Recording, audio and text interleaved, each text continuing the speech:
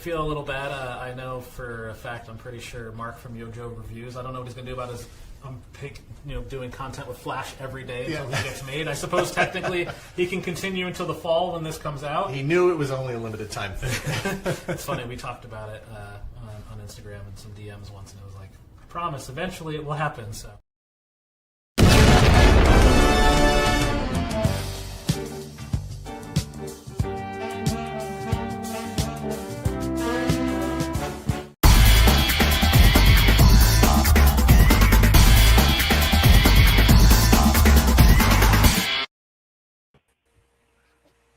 Hey, what's going on? It's a Toy Kind of Mood 262. Did YoJoe June go out?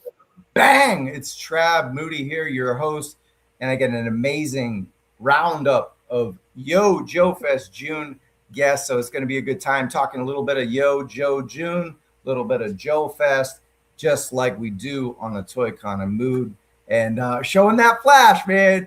I'm going straight to you, YoJoeReviews, Mark. Finally, we get to connect. Thank you. I know you're on some travels. You've had some stuff happen. You're not actually going to make it to JoeFest, but you're here to help us preview it. But more importantly, you got name drop by my man B-Mac today on the fan stream. How did that feel? Hey, so we had a family thing came up, so we had to drive across the country, and we're here, and my wife is driving. And I've got the live or the fan stream going on my phone, like through the car. And he's like, oh, then Mark from YoJoe. And my wife's like, holy crap. Just like, that's so cool. So my wife was so pumped. I was like, that was just so awesome. Because he wrote me, it's like, watch the fan stream, have fun. I'm like, what? I watched, like, dude, that was awesome. So that was like, I couldn't believe it. I was like, finally, we get that Flash. And then, like, because I knew that the render was going to come. And then he said, it's like Mark from YoJoeReviews. I was like, that's so cool. So that was one of those, definitely the highlight of my day. Definitely the highlight of my day, for sure. For sure. And it's already a highlight for my day to have you three on. Thank you so much for joining a Toy Kind of Mood. David, G.I. Joe, New News Review. You've been on the show before. We're doing it, man. We always chat it up about, everything G.I. Joe, especially classified. And you are the MC and panel host. You are one of the panel hosts at JoeFest. So you want to quickly talk about that before I introduce our next guest? Sure. So I'm going to be doing the Voices of Sunbow panel, and that's going to involve Samantha Newark, Jem, and Angelica herself from Jem. And it's going to involve Dan Gilvezan, who is the voice of Spider-Man from Spider-Man and His Amazing Friends. Also Bumblebee from Transformers and G.I. Joe Slipstream. It will also have Keon Young, who is in Star Wars Rebels, and Storm Shadow in G.I. Joe, and Lisa Raggio, who is Zarana in G.I. Joe as well. That's going to be a really fun panel. And yes, I am the voice of JoeFest. So if you have ever been to JoeFest and you hear someone talking over your interview or talking over you trying to buy some cool toys, that's me.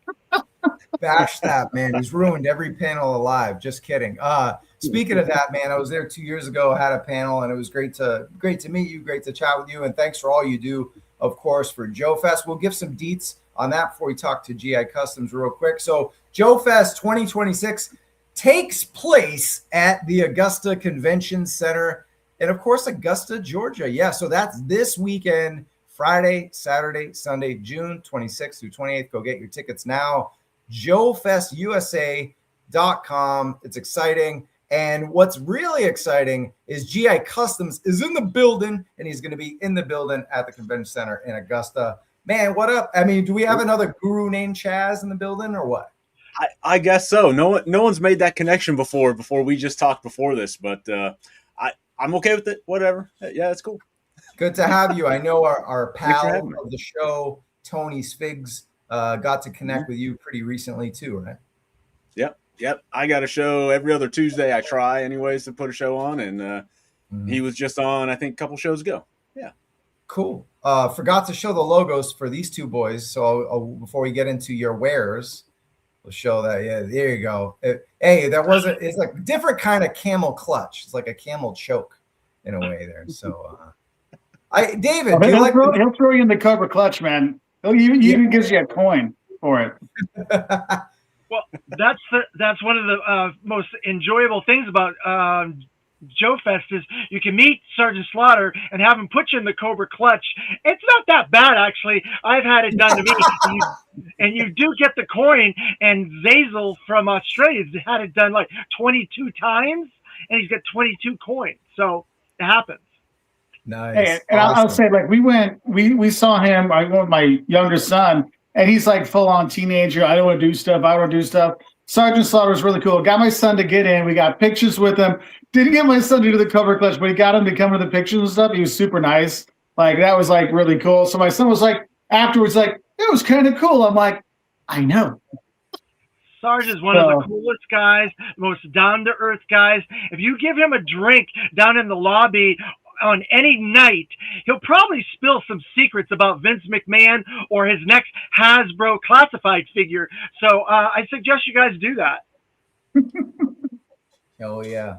Hey, so yeah, how you feeling about your new logo, David T. Allen? You like it?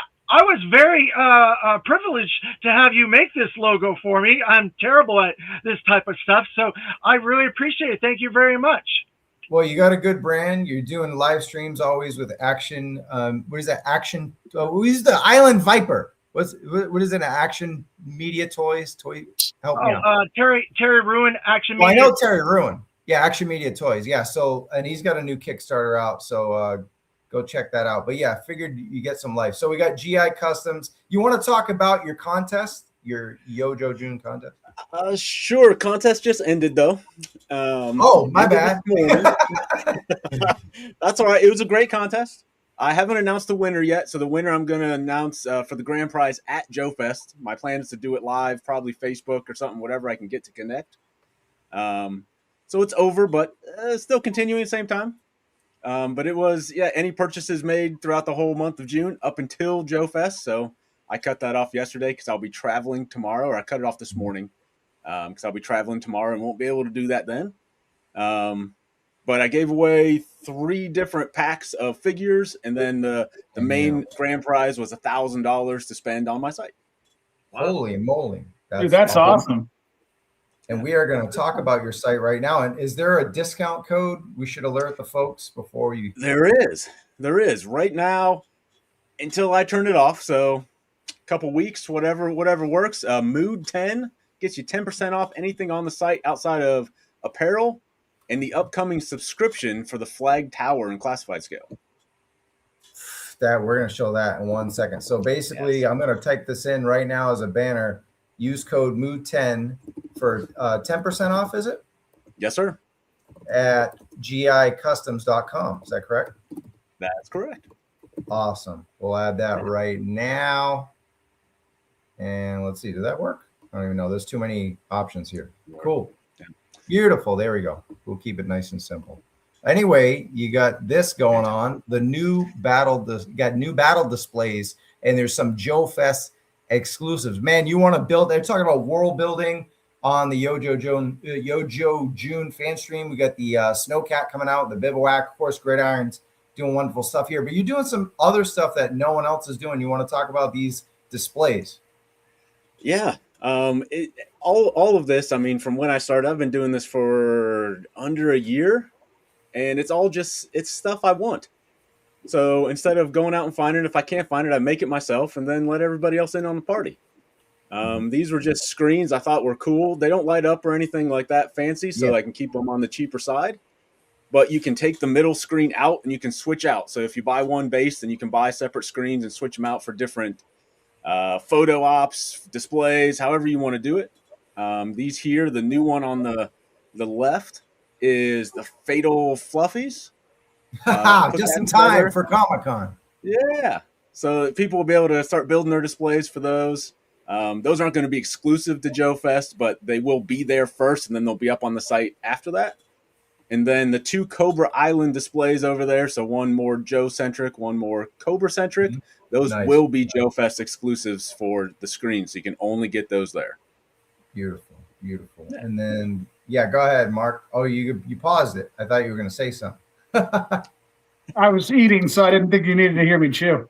We just wanted to hear you chew. All right. Next one. You got battle displays here, and these are the same. No, these are different, right? So they're the same base. You can order it in some different colors. Yep. These are the different screens. These are the screens I started with. So some Star Wars ones, some basic G.I. Joe and Cobra ones, and then the limited exclusive down there, the Noir. Added some extra details and stuff to the base. Cost a few bucks extra, but get that in time to relive the show or whatever you want to do. Set up something unique and something different. So that's limited time, but it's still up there. So I haven't decided where the limit is, but it'll come eventually. This stuff is incredible. David, do you have a comment on anything that he's working on right now? Yeah, were you at JoeFest last year by chance? No, this will be my first JoeFest ever attended, and I'll be a vendor at the same time. Because there was somebody that had something very similar, and they had a flag, the tower of the flag, and they had all these beautiful consoles and computer screens and light up stuff. It looked like the Bat Cave with all these things in it. And I thought maybe this is the same individual that was doing that, but it's not, obviously. No, it wasn't me. Was it classified scale? Yes.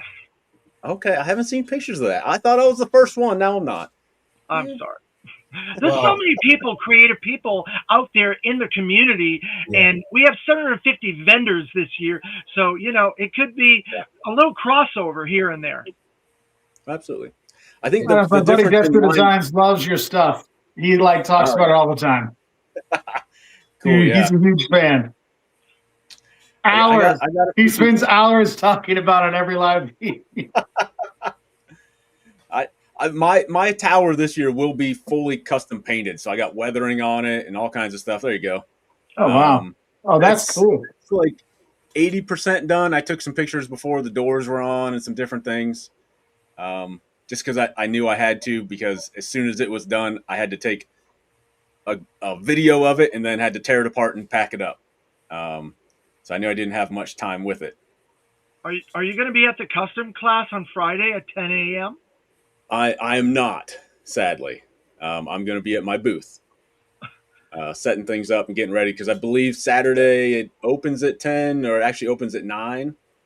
So there's an early bird on Friday with VIP and early bird at 5 p.m. And then regular admission is 6 p.m. to 8 p.m. And then Saturday is early bird, I think, is 9:30, and then, or maybe early bird is 10 a.m. and then 11 p.m. or 11 a.m. is regular.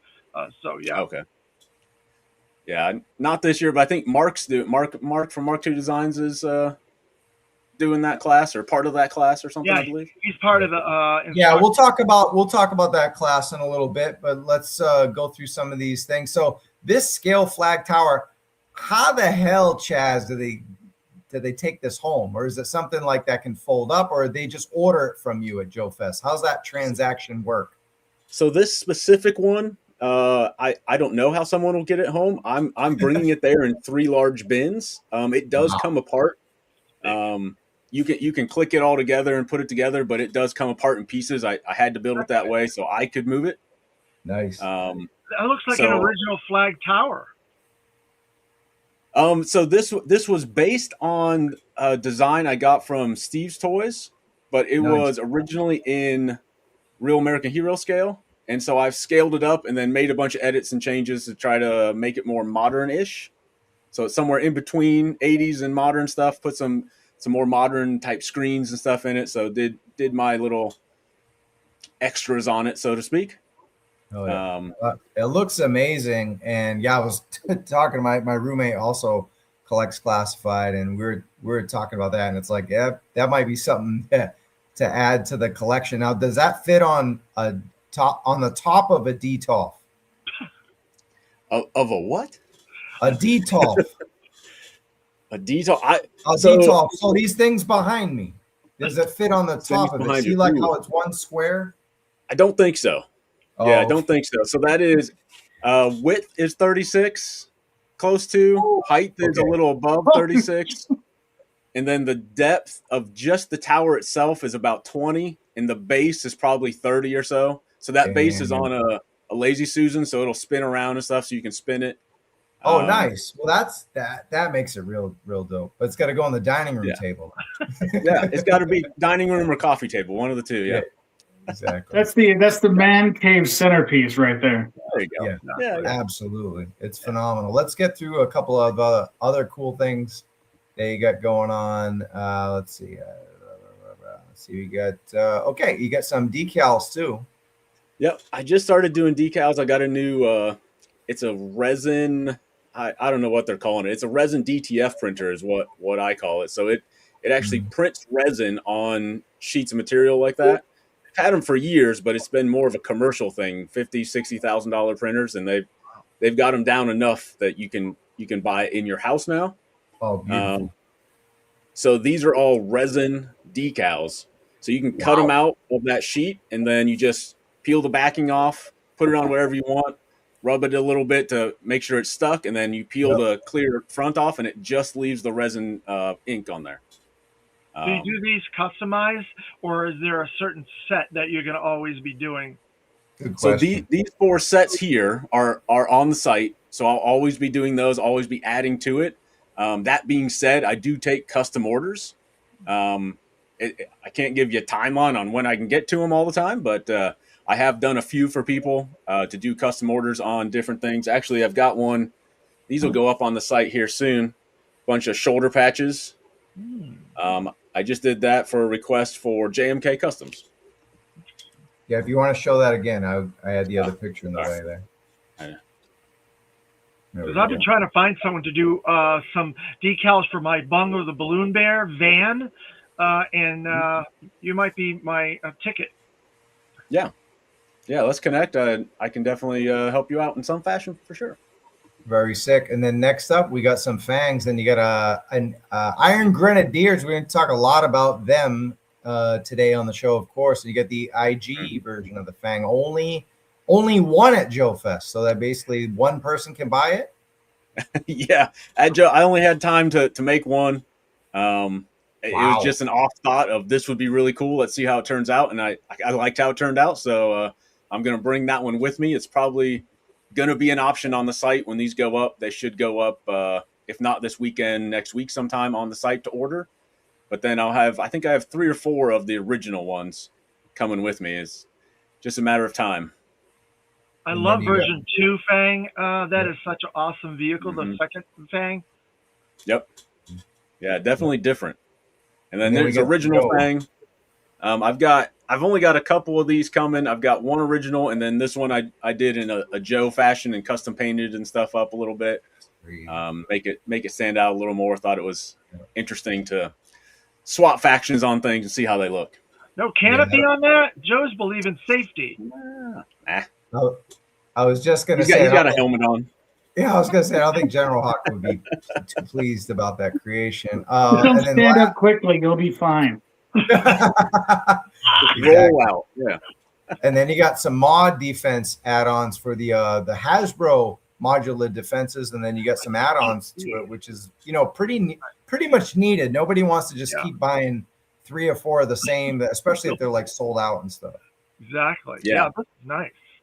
Yeah, hey, are you bringing these? Are you bringing some of this JoeFest, like these ones of the customs for the mods? Yes. Yeah, I'm bringing a ton of stuff. I think too much, maybe not enough. I don't know. But I rented a full Mercedes Sprinter van, the biggest one I could find, and it's going to be full. Wow.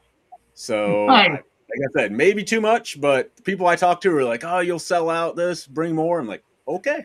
Well, I think excuse me. I think this really fits in with a lot of the third-party companies that are making customs, because you have to find a lane or a niche that's going to work. And I think you've got the right niche and the right filler for what people are going to want for a lot of this stuff. So I think you're on the right track. I appreciate it. Yeah, this modular stuff is what really got me started outside of just custom painting. That's where I started, and then I had some requests from people saying, "Hey, could you make something for this?" And at first, I was like, "What, for the porta potty?" Like, really? That's what you want stuff for? I didn't even have one at the time. I'm like, "Yeah, I'll see what I can do." And so I bought one. I'm like, "This thing's kind of weird," and then started making stuff for it and making it better, and people liked it. So including a pair of urinals that you can hook on inside. So you can officially If I make get it the the full JoeFest body. somehow, buy the urinals. I'm calling it right now. I'm there for me. Oh, my I'll have some I of don't those think at we got- JoeFest too. I don't think we got There you go. pictures of those, right? I might not have sent those to you. Yeah. Ah, damn. Yeah, I don't know if YouTube will let you put that one up there. You get banned from more places. Do a picture of Cobra Commander on the urinal. That'd be funny. Instead of the throne, the urinal. Oh, now we'll have 2 thrones. Yeah, that's what I'm getting at. There you go. All right, and before we go any further, just want to, for those, it looks like the chat's getting bigger. So use code MOOD10 at gicustoms.com, 10% off a lot of pretty much everything but the clothing, right? Is that what you're saying? Yeah, clothing and then the subscription that we haven't touched on quite yet. Whenever you want to get Okay, there. cool. So clothing and subscriptions. Other than that, 10% off. Yep. And can you get 10% off this? No. No. So Otherwise, I'd be like typing. Yeah, You know. that painted one's just JoeFest. I got one of those. If That's someone it. pays me enough money, maybe I'll do another one someday. But I'm good with one. That took me long enough. Wow. Okay, so that's a 101. Like, someone going to like a crazy art show and buying like an exotic painting or something. So Exotic, yeah. Mhm. Can I ask another question, Travis? you could just take over the show. I'll go to the bathroom and make I'm dinner. sorry, some of this is fascinating, and I just No, go ahead. I'm just giving you shit. Go ahead. Remember that weird submarine thing that came out like 8 or 9 years ago, and it had that deck that was like the opposite of the flag. It was a Cobra ship. I'm curious if that would be compatible with that ship deck. What was the name of that ship? Do you remember that, Travis? The Cobra version of the ship that Victor Garcia was doing? I don't remember. The venomous sea serpent. Remember the venomous sea serpent? Sea serpent. You guys? I don't know. I'm lost. No. I've not heard. It sounds cool, but I've not heard about it. All right, so they did a Cobra version of the flag, and it was supposed to be a submarine. It had like, I've never heard of that. Wow. yeah, and it's got a cool deck, and I think that would really look good on that deck. That what you made there. That's all. That Sorry. would be cool. No worries. All right. So just, besides you big ass celebrities, we've got some other big ass celebrities right here. So we got Larry Hama, Sergeant Slaughter, the usuals. I mean, I know Larry Hama did Dallas one year, but he was back at JoeFest last year, right, David? He's been at JoeFest every year except for 1 year. So 8 out of the And 9 that was the years. year I went. He was like, Travis is going, I'm not. Because it was on the same weekend as Heroes Con, and he wasn't even. He was in a conflict with them. We were able to get Sergeant Slaughter back from them. They also had Sergeant Slaughter that year, which is weird. But we got him back, but we couldn't get Larry that year. Okay. All right. We got them. So the usual suspects, of course. We got Doug Hart, and he's teaming up with a lot of brands here because he does a lot of artist work these days. Of course, G.I. Joe back in the day. O-Ring, but now, Call Sign Longbow, Operation Recall, and Red Shadows. We'll talk about that, as well as Beast Wars. We got a few other celebrities here. The almighty Larry Houston, of course, from X-Men fame. Of course, we got X-Men 97 going on right now, but he's always has a panel at Comic-Con, and he'll be at JoeFest. And then we got Daryl DePriest, great brand manager of G.I. Joe back in the day, and then Samantha Newark, who you mentioned earlier. She's the voice of Jem. So a good lineup. There's plenty of other celebrities too, but we don't. We got to get to the YoJo June stuff. Dave, if I keep going to you, we're never going to get to YoJo June. I just want to say something about Larry Houston. Remember the G.I. Joe animated feature film, that beginning sequence, Cobra, Cobra. He made that sequence. Absolutely. Good call. Good shout out there. Good evening, everyone, in ATKM. What up, Sabir? The most chatty guy on YouTube comments you'll ever see. Okay, cool. We talked about that custom class. We mentioned it. Shout out to Mark II Design, Grindhouse Toys. So they'll be there, and they're doing the Snake Eater, man. So we're going to get Lieutenant Snake Eater. You take your classified Footloose. These classes are fun. I think, what was it, 2 years ago, they did the Sergeant Slaughter, the Mercenary Sergeant Slaughter, right? and then now we got, what was last year's? I wasn't at JoeFest. I believe it was a vehicle last year, but I don't recall exactly. All right. And then, yeah, because the other two guys. So, YoJoeReviews, have you ever been, Mark, have you ever been to JoeFest? No, this is going to be my first one. I've seen it online multiple times, and I wanted to go. I've got tons of other conventions, but this was the one that everybody's like, you have to go here. And then the funny thing is, right before you called, like right before we started, so I got a text from my son, and that's why we had to come over here. He's everything's okay. So he's like, Dad, you can go. So I instead of driving with my expedition that I was going to bring like literally everything back and get everything I can, now I'm like flying from a random little airport to get to Augusta tomorrow. You are Friday. going. Wait, so I literally fly in, get there for the evening, the beginning of the second day, then have to fly back. So I could get in that time. But I feel bad because sadly, GI Customs, I did not get it from you. I have a custom battle platform, a Night Force battle platform, got made by ST Customs. And like we planned it out. He said, He's going to display it, and I was going to take it home afterwards. So we had it ready. And then this happened. I'm like, dude, I'm sorry. He's like, don't worry, I got a box. I can ship it to you later. I'm like, perfect. And now I'm going to be there. I got to be like, and can you still ship it to me? Because I don't think it's going to make it through TSA. So I literally, I got that. And so while we've been talking, if you see me looking up, I just got my tickets booked. And it looks like it's going to be pretty full because that flight to Augusta, that Friday flight, there was only like two seats left. So I was like, dang. So it's like the Masters, man. Yeah. So I was so happy, and because to BMAX, my wife, she's like, if BMAX said mentioned you, it's a sign from God. You got.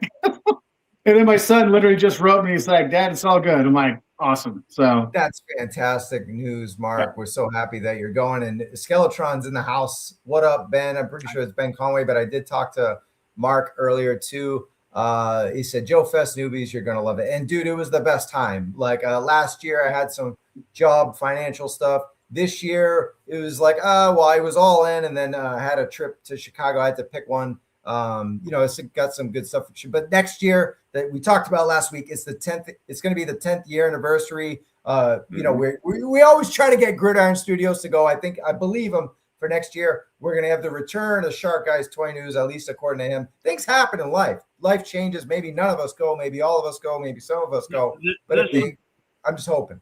There's some big things happening for next year. We've already lined up some incredible events, things that are going to rock your world. Mm-hmm. All right. Got some themes. Yo, gents.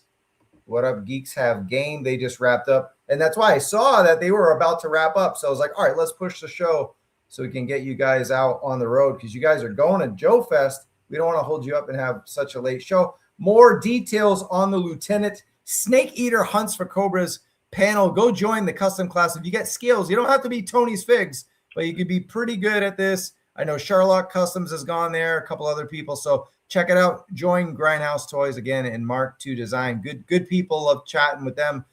Trey and Mark, of course, at JoeFest. And that's the best part of JoeFest is really talking to the creators, talking to other customizers, and talking to the community. It's a really good time. Let's go through a little more. Got a little more panels here, We got Larry Hama, of course, we just talked about. He is the guest of honor for Big Bad Workshop. They pretty much have one of the bigger booths or, more high profile booths, of course, with Operation Monster Force. They have exclusives. We'll talk about those in a second, but they're teaming up with the legend Larry Hama for a Real American Hero panel. And he's definitely one of the most influential voices in all of pop culture. So that'll be Saturday, June 27th at 11 o'clock there Eastern in the ballroom. So that'll be a good time. Dave, you got any intel on that? I would say it has to do with, you have two options. It could either has to do with a rabbit that Larry created, or it could be maybe Larry. There we go. All right. I expect a collabo. You're not going to be sponsored by Big Bad Workshop, of course, the creators of Crimson Moon, Operation Monster Force, got the Cops figures, Soldier's Fortune, so on and so forth. Without something, we're going to get something. Okay, cool. And then Big Bad Workshop will be there all weekend in the booth. They'll have exclusives. We'll talk about that in a second. And then, we'll talk about that in literally a second because it's the next slide. Agents of Omega. We got the exclusive here. GI Customs, I'm going to go to you. Do you collect anything from Operation Monster Force or any of those other lines, or are you just strictly GI Joe classified? No, I've got a few Monster Force, a few from other lines. I couldn't tell you their exact names, but they're cool. I like them. So yeah, I just kind of collect wherever looks cool and I think will look good on my shelf. So I don't really care who makes it. Yeah. Yeah. What about you, Mark? I know you obviously your YoJoeReviews, but are you going to review any Big Bad Workshop items in the future or what? So so what I'll end up doing for the Monster Force, because I lived in Europe for about 12 years. And so anytime I see like red laser stuff, I'm like automatic take my money.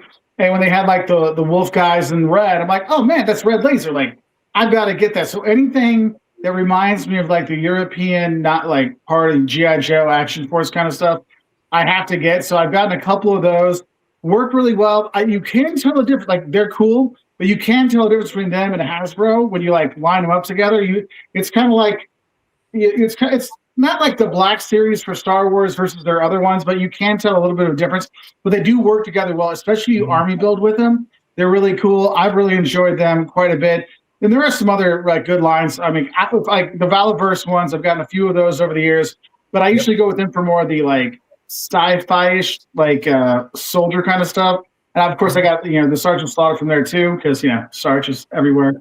But yeah, no, the monster line is really cool. The only thing I got to say about it is like when you order from them, it takes a while. Like that's one of the big things. It takes a while to get them. Oh yeah, no, it's true. They did course correct that. I think now they're starting to put stuff out if it's going to be within reason. No more 2 years ahead, year and a half ahead. A lot of it's going to be 6 months, 3 months, stuff like that. It's going to be a faster turnaround. Wave 3 is shipping right now, so that's exciting. I should have I don't know if I have such a crazy weekend, but I know I got some Monster Force stuff on the way too. So hopefully I can get a video out on that. What's up, fellas? 610 YoJoe Daddy. He said, sorry, been packing. I guess he's going to JoeFest again on the phone about plans. Smash that like and subscribe. Yeah, thank you guys. We got about 60 people watching us so far on the show. We haven't even gotten to Joe. So yeah, hit that like button. Really appreciate that. And so that'll be one of the exclusives. And then we can't forget about 118. So we got Blood Watch Elite, Delta Red, Eagle Force there. Dave Allen, you collecting these or what? No, but I am getting their Cops line, and I love this Bulletproof figure. It is absolutely fantastic. And they were very nice because mine came damaged, and I saw them at a convention, and they replaced it with a mint one. Oh, very good. That's customer awesome. service there. Yeah. Well, always That's good one thing I customer- like about like the toy community in general. When you're collecting and there's things like this, it's Hasbro, Mattel, Valaverse. Anytime I've had anything that got damaged, they've been really good. Like, hey, just send it back, or some of them like, just keep it. We'll send you a new one.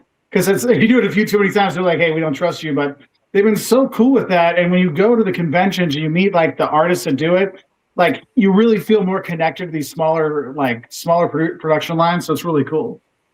Oh, sorry.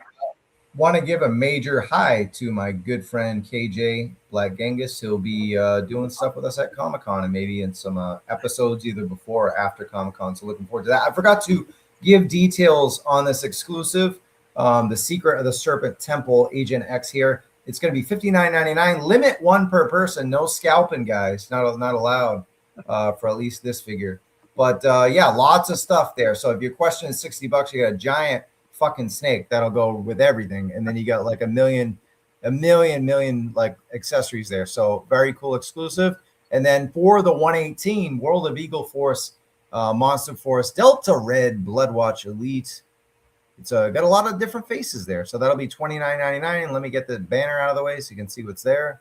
Lots of accessories and face sculpts there. So you got Monster Force in both 118 and 112. So I don't want to hear any crying.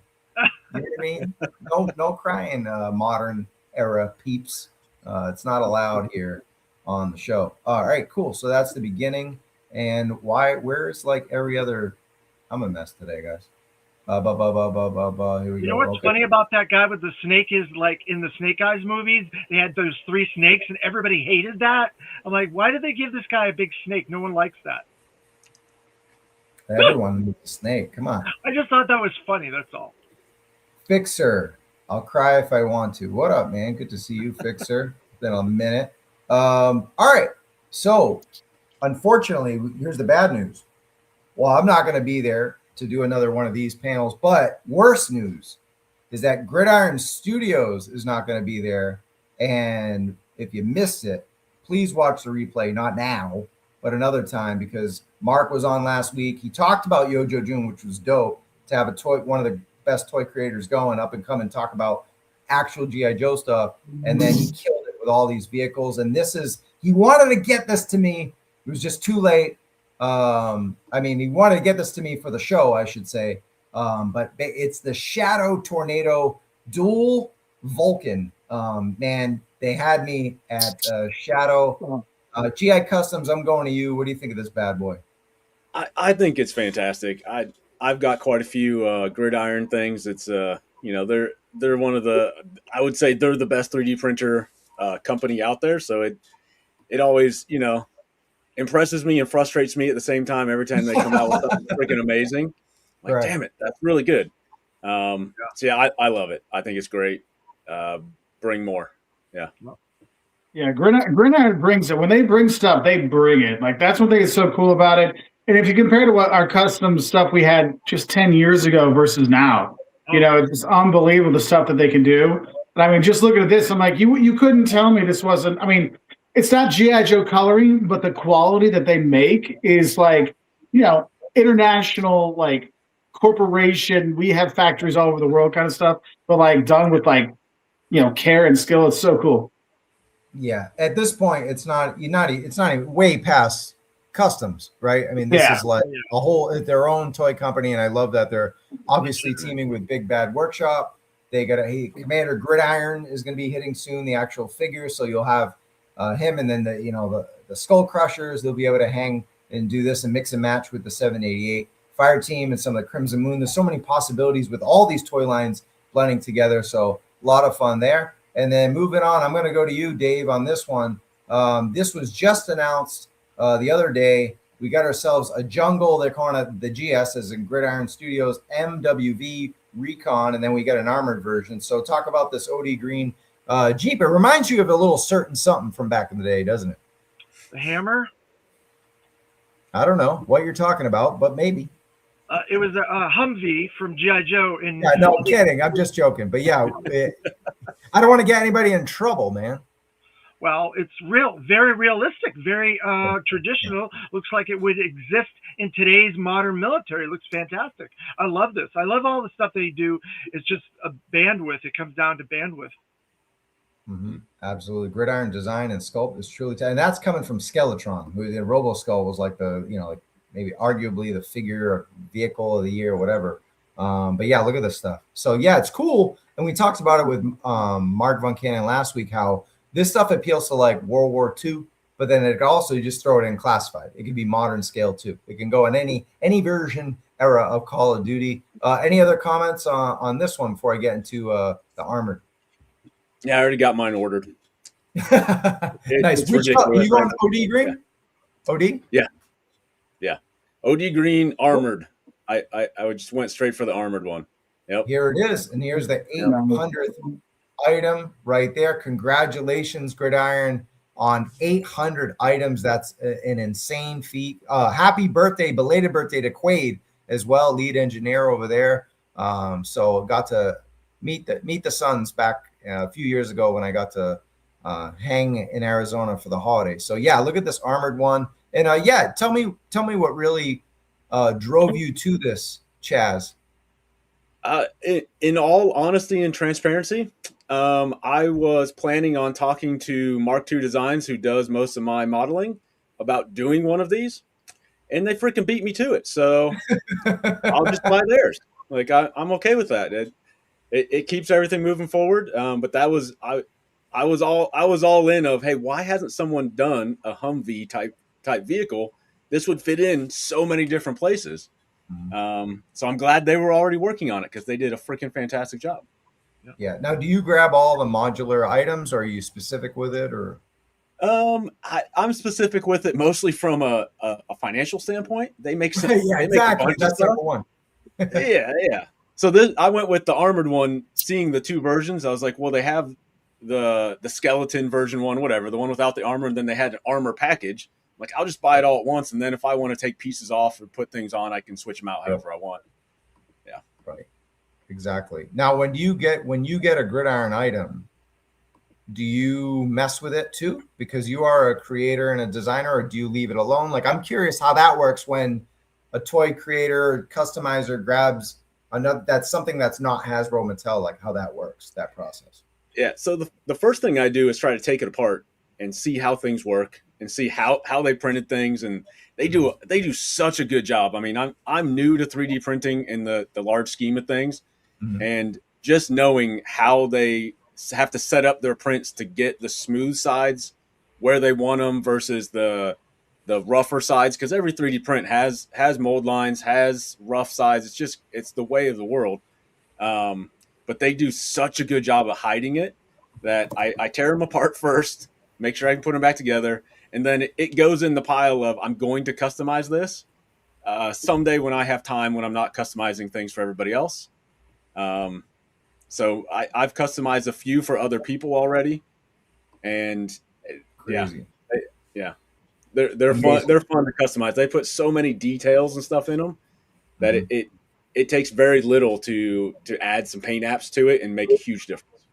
Right, and you could essentially make a hammer especially with this one. You know, you got the desert version, and that was just revealed today, I believe. So, or yesterday, because we got the armored one, I think, today, and then the skeleton, as you called it, yesterday. So yeah, shout out to Mark there, and then our other Mark, YoJoeReviews. What do you think of the possibilities of a hammer, or how you feeling about these GS MWVs? So here's the thing: it's like when you have such good third parties making it, I always wonder if it impacts Hasbro's decisions on building their own versions of it.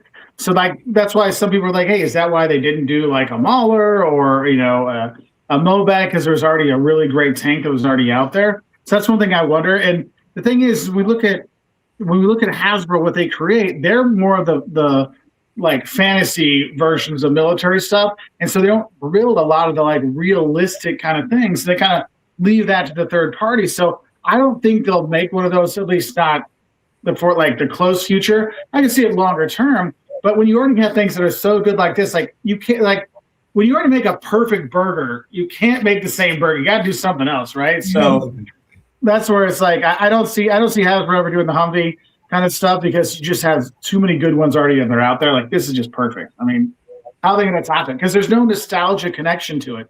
This is something that is a fantastic vehicle on its own, but it's not something I put with G.I. Joe. Therefore, that one of their big hooks to get people to do this, they don't have. So I wouldn't see them doing this. And this is already awesome enough, so it's kind of hard to justify buying a second one if you already have it. So, yep. And I think Mr. Van Cannon is doing a great job at picking vehicles that, Hasbro, nothing is off the table, right? They always say that, but it's just stuff that's so realistic, so gritty, so modern warfare or World War II that they're probably not going to get into it. Like you said, they're going after this, they're going after this kind of thing, right? So this, space crazy hovercraft stuff that you're probably not going to get that quickly from someone. They're gonna go crazy with it, or smaller vehicles, as we saw. And we'll talk YoJo June soon, I promise. Not that you guys haven't seen any coverage today. It's like 90 fucking live streams. So anybody that's even watching this, I love you, because you're even like giving us a shot at like midnight. Look at this bad boy. And that was the whole point of this. This whole point of this June invasion was to like create this whole world, because they gave us the trailers, the light trailers, the heavy trailers, and then all the modularity with the turrets, and then they gave your different vehicles. Of course, we're probably going to get the Shadow one on Friday version of this. So, and then they're going to bring it home, they said, and next week with a major vehicle reveal. So yeah, it's going to be some sweetness there from Gridiron. So wanted to follow up, with from last week, because it was such a great episode. So shout out to Gridiron Studios and everything they're doing over there. I hope this guy hasn't left the chat yet. I don't see him. He said something about packing and leaving in 5 hours, but here it is. Skeletron. They're always a major presence at JoeFest, JoeFestUSA.com. And yeah, the Assault Trooper was teased. We actually have a special video for you. I don't know how I'm going to do this. Do I get They're a removed? big partner of JoeFest. Their official partner? Yeah, they have a huge booth at the center of the events center. Nice. So we work very close with them. Cool. I want to answer one question before we get there. Arturo, where would you purchase that? I'm assuming you mean this. It's at gridironprops.com. Gridironprops.com. Or just Google Gridiron Studios. And follow them on social media, and they're gonna just pump out vehicles like this through the June invasion. Okay, so I think I have to remove everybody or something weird. So let's see how that works. I'll bring you guys back in.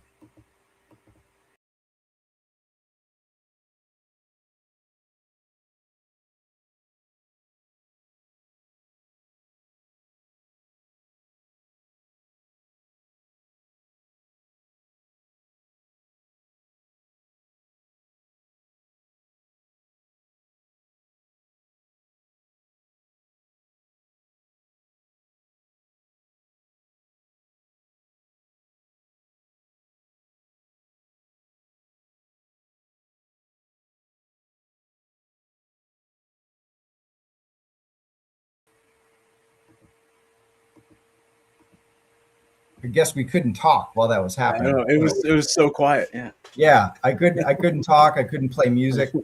No sound. I could have created a video, but I made another video because we had a guest today instead. I didn't have enough time for videos. But anyway, that was a reveal. It's slow as hell. You can screenshot that, or you could just do this because I'm going to post it right here anyway. Boom. So we got all the pictures. This is the new Assault Trooper. Sorry, I kind of botched that video presentation. I didn't realize how that was going to Spin-a-Rooney video was going to work on StreamYard. StreamYard's a weird thing, man. YoJoeReviews. Do you use StreamYard? It's kind of messed up. I do, and I stopped putting any of the extras in because of that. It's like anything you put extra, like you said, you had to kick us off, and then if the sound works, I mean, dude, I've never got the sound to work on anything, so I stopped integrating my videos into it because I used to like put a part, like a clip in, and then talk about it. I'm like, okay, this is just dead time. Yeah. No. I hear you. Yeah, well, Ben sent me that, so here we go. Look at this. We can't hear you guys. Silent spin. Hey, we gave you a silent movie right there. So a little noir action. But yeah, look at this bad boy. Dave Allen, talk about your partner's new reveal exclusive here. This is very nostalgic to Pallet Toy, obviously, red lasers, and I have the 4-inch ones, and they're fantastic. And these guys, they are number one when it comes to making sure they send people over to Japan to look at the quality of these things. Corey Cantaloupe, in fact, went over last year. He worked for them, and they are on top of this stuff. They will not release this stuff if it's not going to be the best quality that it can be. They have a track record, and they're going to keep that. And this thing is loaded for bear. It's awesome. I can't wait to get a dozen of them. YoJoeReviews, you said you love all the Red Shadow stuff, Pallet Toy, and how you feeling about this one? And now that you're going, you got to go there right away and grab one. I know. Now I'm like, crap, because I mean, I'm not joking with you. Like, I was taking my expedition to buy stuff. Like, I'm like, anything, everything, like, this is it. And now, literally, because where I'm going from, all I have is like a freaking backpack. So I'm like, all right, I'm taking a pair of underwear and clean socks. That's all I got. Oh yeah, I see your fancy hat. Actually, I have something on pre-order from them right now, but this is fantastic, especially if you ever like Red Laser, the 3 3/4 one. It's basically red. For those who know, it's basically a red version of Cobra Commander, and that you have that. But what's cool is this actually, he's got like the whole weapons out. So it's like I would say a classified version of it, which is awesome. Like, I love this. This is awesome. I'm going to pick this up when we're there. They're having it's going to be a JoeFest, right? Yes. Yeah, it's right, Dave. It's a JoeFest exclusive, I believe. It is. Yeah. Okay. Yeah, Sector 6. All right. Series. Well, Friday night I'll be knocking on. You'll see yet another bald, fat, middle-aged man asking for your stuff. And take my money. Take my money. Who needs to pay for your kids' college? She's retired. Give me my plastic crack. Oh my God. Oh yeah, right here. He's right. Look, I'm glad he waited. Thanks for staying up late, Ben and Mark Skeletrons, for allowing us to being here in the chat while you drop and thanks for the exclusive photos there. So Those guys That is cool. Thanks, guys. yeah. So look at that backpack. Everything looks. I think it's the best figure yet without even having it in hand. Man, it looks looks real good. There's no doubt. So even the different red details. See that?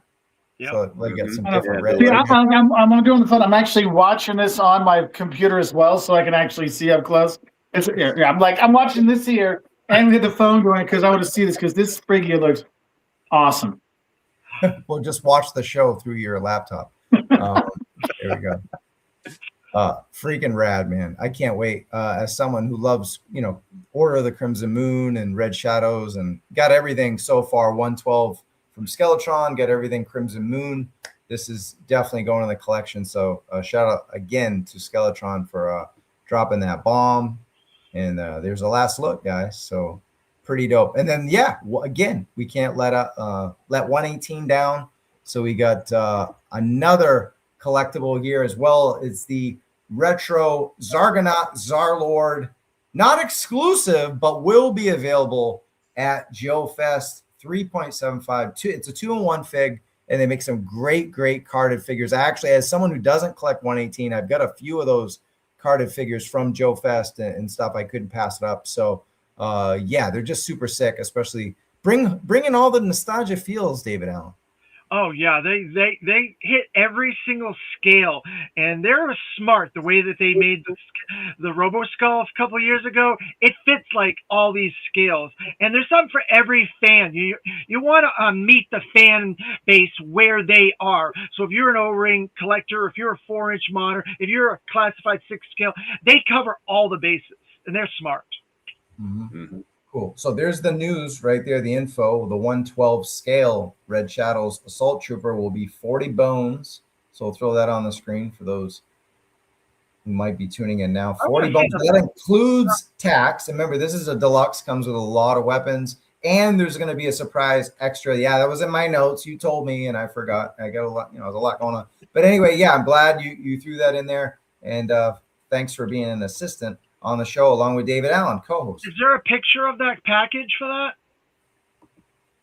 The package? No. We don't have a package for the 112 scale yet. They make that would show the surprise. It comes with its own Ziploc bag. You'll be fine. You need it for all the stuff, man. Like once you open up, they go everywhere. You gotta invest in that stuff.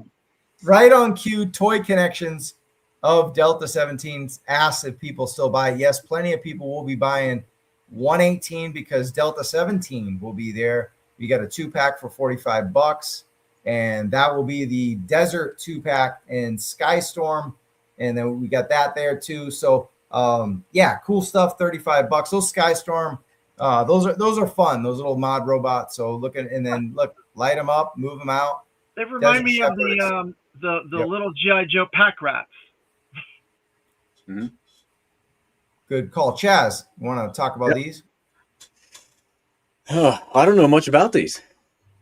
What do you think? I collect 112 scale. I think the little robot's cool. It reminds me of a Cylon because it's in the chrome. I think they're freaking cool even if I don't collect 3 3/4 scale. One of the guys was on Circle of Jerks last night, and he was the guy. No, it was 2 nights ago. It was on Smokin' Joe's. The guy, one of the creators of that from Delta 17, was on Smokin' Joe's with me, and he was showing those, and they really are shiny. That chrome really stands out, and they have a little movability and stuff. They're excellent, those little guys. Mm-hmm. Captain Power vibes. Captain Power, yeah. For me, the on the side looks like the Reavers from back in the X-Men when they were Australia days that were getting hunted down. Yeah, that gives that kind of vibe. Yep. If you read X-Men in the 90s. The guy with the tank, the tank guy. Yeah, you're right. Yeah. Good call. 10% off if you buy 3 items or more. 10% cost penalty increase if you name drop Travis, Moody, kind of mood. Any of that stuff, you're pretty much, you'll get banned from Comic-Con, Hasbro, and JoeFest. So don't mention me at all. So you're saying I can save money? I'll be able to pay for school. Exactly. Some guy who didn't have to, he saved money because he already reviewed it. So we got Punk with Toys. Is that Vac Metal? Yeah. So go check out reviews already of these figures at a Punk with Toys. He's already got reviews of the 26 exclusive, Desert Shepherd and Desert Jaguar 2-pack. So he's got them both. So yeah, lucky guy. He's got them both. So go check out a Punk with Toys for the reviews on those. And then speaking of those guys, Ken and Punk, this was 2 years ago. We had YoJoeFest June. It was a great panel except for the audio problems. David, did they fix all those janky audio problems? We are not in that room. We are no longer in that room. We have a ballroom now the last 2 years, and we are going to be professional. We got professional sound and audio and computers and all that stuff. Yeah. And we had a good response on that ballroom, so it's going to be good. Yeah, no good. Yeah, famous last words, my friend. I do public speaking all the time, and you just cursed yourself, dude. Who's that guy sitting way over there in the corner that looks like angry? No, it's always me. I'm angry because I'm thinking about Hasbro banning me from Comic-Con again just a month before. You got a Celtics shirt on there. I'll give you that. 2 thumbs up. Larry Legend. So don't trade right. Jaylen Brown. That's all I'm saying. So we got more Delta 17. They got Wave 2 EP samples that are going to be there. So they're going to have a great booth. They got great exclusives. So even if you're not into 118, check them out and beg them to make them all on 112 scale because I know customs were made by Tony's Figs and they were great too. And then another, before you get into the Hasbro stuff, one last shout here is our good friend Ace. Ramen Toy is going to be there, and he's got the Last Centurion. He's got only 200 units, very limited there. And he did an interview, I think it was a week or two ago. Ace was on Circle of Jerks, and it was really good conversation. I really enjoyed it. Went over like all the vans, everything like that. And then he's got a lot of cool stuff. Wolverine prototype, his Wolverine prototype, and then of course he's got, well, there's more pictures, got a lot more there. Hey, as a customizer, GI Customs, Chaz, how you feeling about what Ace is doing here with this tank? I love all Ace's stuff. I picked up one of his first tanks and I customized it for somebody and then had to pick up a couple for myself. He does a great job of making them modular, putting magnets in them and stuff to be able to hook things on easy and take them off. Yeah, he does a great job. He was on my show a few months ago. Talked to him about that stuff too. I think his mind's in the right spot for allowing customizers to do their thing without making his stuff different. He still makes it look great if you want to do nothing with it, but makes it pretty easy to take apart. There's lots of extra room on the inside if you want to add lights and all the extra stuff. He leaves all that there and doesn't make it impossible to disassemble. It's like you don't want to fill the coffee cup up too much because you still got to add some cream. So that's what he's doing. I think it's smart, right? Because he knows his audience too. Because if you make it like too crazy and then the price goes up and then you can't do what you're gonna do. People are gonna mess with the stuff anyway. So real good stuff. Yeah, and you talk about messing with the stuff like that is one of the things I was really sad I couldn't go earlier. Now that I can go, is I wanted to go to that custom class because you have people that know how to do 3D printing and stuff, but just customizing your own things is such a great way to kind of grow the hobby for yourself. And that's what's really cool. They had that. And I'm like, because there's so many of these things. You're like, if I could do this, I do that. Like, Chaz, your stuff, I'm like, that is just so awesome. If I could have done that, like, that is just so cool. It's nice how they have that, especially when the producers put things together that help people do the customization. That's one of the things I love about this community is like people are helping each other like do their own thing. Even though they might judge you for what you do, they still let you do what you do. Can I add something about that Centurion, Travis? That seems like a lot of people are interested in that. So if you guys want to get that out there in YouTube land, make sure you get in there as early as possible because I think that thing's going to sell out pretty fast. Yeah, I think Baldy said he wanted hold on one second. I think Baldy said he wanted 5 of them or something like that. But go ahead, Mark. What's up? Well, I was always wondering because since I've never been to JoeFest, these customs, so I have the VIP ticket So like when I just like, okay, find this and just make a beeline to each one of those tables and then enjoy it afterwards, or yes. So you're a VIP ticket holder, so you'll get in at 5 o'clock, the early bird time, and you have to prioritize where you want to go first and what is the most important. So you got to go to that place first, and then the next one, and the next one, and the next one. But you have to risk possibly something might be gone. Hopefully they have one of these customs. Gotcha. Cool. Thanks, man. You're welcome. Very dope. And in addition to these tanks, you know, he's known for he's known for a lot for this too. He's Vans, right? So we got the Renaissance, we got the Revenge and Receiver, then Revenge. So we got right in order. So, you know, you could just use your imagination as to what these really are. But yeah, now we're starting to get flavors of the Vans. And then he did say it's a 2.0. It's an upgrade from the last time he did Vans. So yeah, any thoughts on these? I'll go to you, GI Customs. I think they're fantastic. I'm at least going to get 2 of the 3. I missed out on his full first wave of Vans. It was right before I started getting into things and collecting again, and I'm not real big on paying, you know, double or triple the price on the aftermarket. So I was being patient, and I'm glad I waited. Yeah. What scale is that, Travis? If you don't mind me asking. 112. Oh. Yeah, 6-inch. Yeah, I think he said these now the roof comes all the way off, so you can access it more. Oh, nice. I forget, he listed some of the upgrades, like the door works better. Like there were some things he took from the first one and made some major changes to, which is fantastic. That's what Ace does, right? Yeah, I mean that's the thing when you have the Vans like this, anything that's covered, you got to make it easy to take off so you can have the play inside and the posability inside. Like that's awesome. He's done that. Yeah. Cool. I'm hoping he's going to have his big prototype there, though.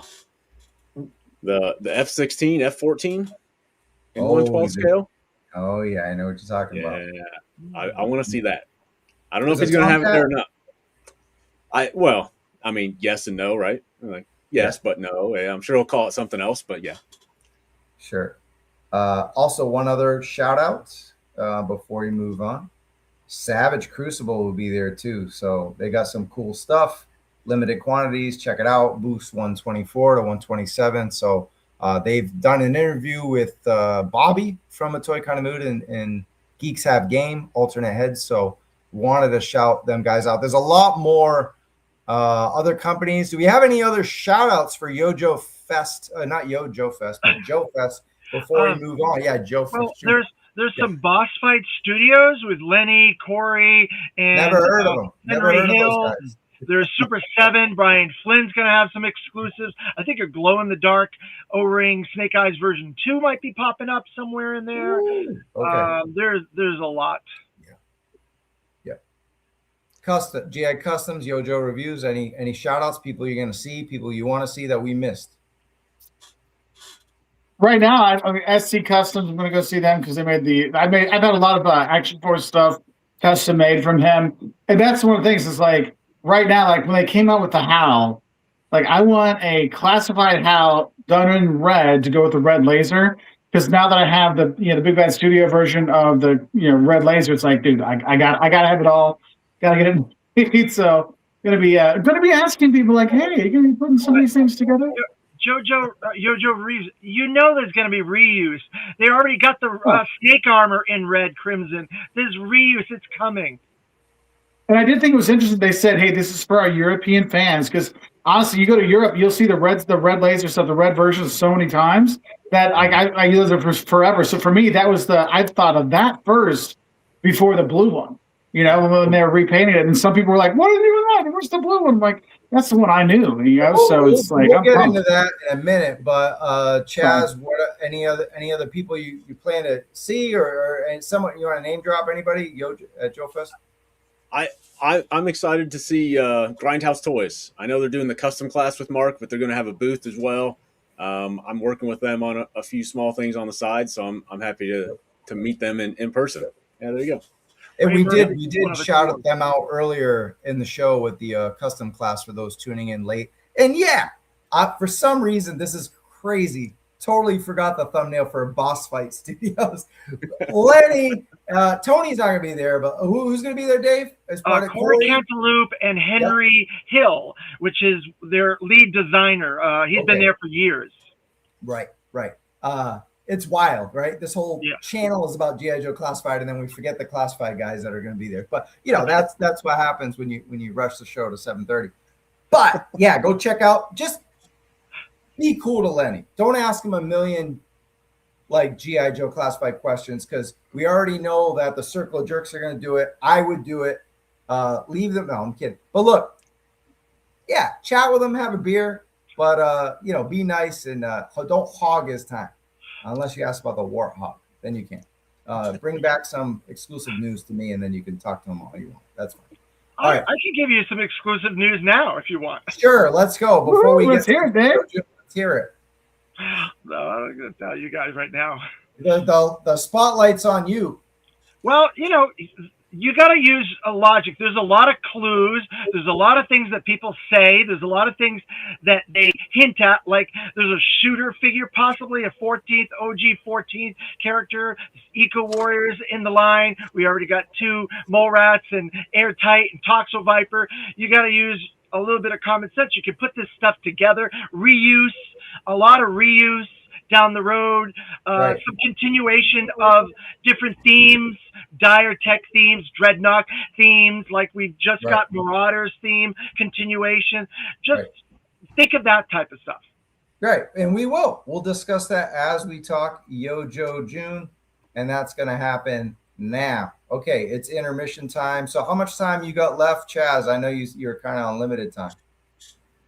I got like 20 minutes. All right. He's having a good time. He doesn't want that. I was giving him an out. He doesn't want it. So that's good news.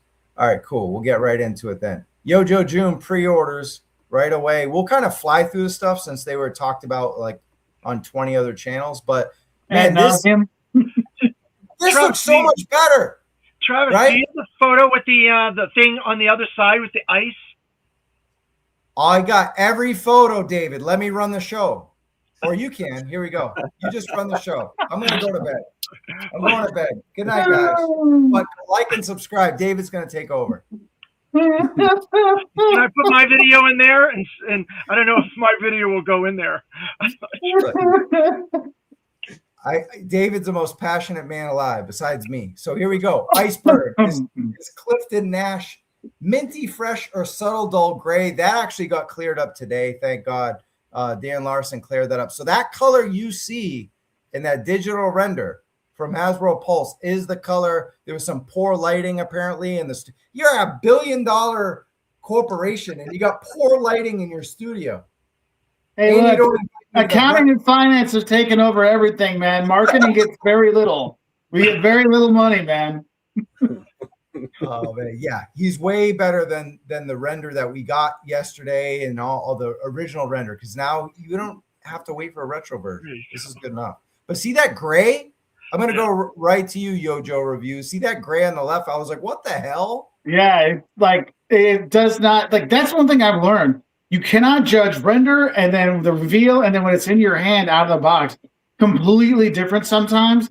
That's why this one, I think, in our hands is going to be way better, because the one on your right there, that is like what I'm looking for. And you're right. The one on the left, it's like dull gray. I'm like, ooh, look, it's another one of the Arctic 3-pack. Boring. But now they got the like nice little frosty blue. I'm like cool with that. Yeah. GI Customs, frosty blue or gray? Gray. Some of the comments are people like, that's more classified with the gray. But are you cool with just him looking more retro? I'm cool with either one. Whichever one it came out with, okay. I was happy with. I do agree that the more gray looks classified up. I figured that was it, and they were going to save the true colors for a retro pack sometime. Right. But I'm not upset at all that they're not doing that. This guy looks fantastic. Hey, let's be honest. The retro will have the gun in complete white. That will be the retro. That'll be the only change. Only change is the gun. It's like the eel. Wait, we made it red. Ooh. It's because the colored lighting, guys. That's what happened. So David Allen, I don't know what picture you want to see. I got them all, but You talk already about showed the one I wanted to see. I wanted to see the board with the ice coming up. I just think that second level, next level with the iceberg, the fact that it's like the tip of the iceberg's above it, and that's supposed to be snow. And it was called out on the chat by BMAC that the top is the snow, and then you see the iceberg underneath the water. That he's a hidden threat. That's dope. The tip of the iceberg. Mm-hmm. Yeah, that's upside down. It's supposed to be the snow was on the top and the iceberg was underneath. It's like the iceberg that sank the Titanic. You didn't see all the other part. Yeah. I'm learning so much. It's like science class. That's what you get when you get David on. But yeah, hey, check out the whites too, because the whites have some shading on them, especially on the boots. Starting to see now that we have these professional dial shots, we're starting to see a lot more detail in the white. Yeah. So it's not just kind of a bland retro white. You got like it is more gritty, I think, now that we actually see this, right, Dave? Yeah, definitely more realistic, definitely more classified up, which I want more classified up. I'm not as fond of the retro as I want more classified up. I want more modern military style.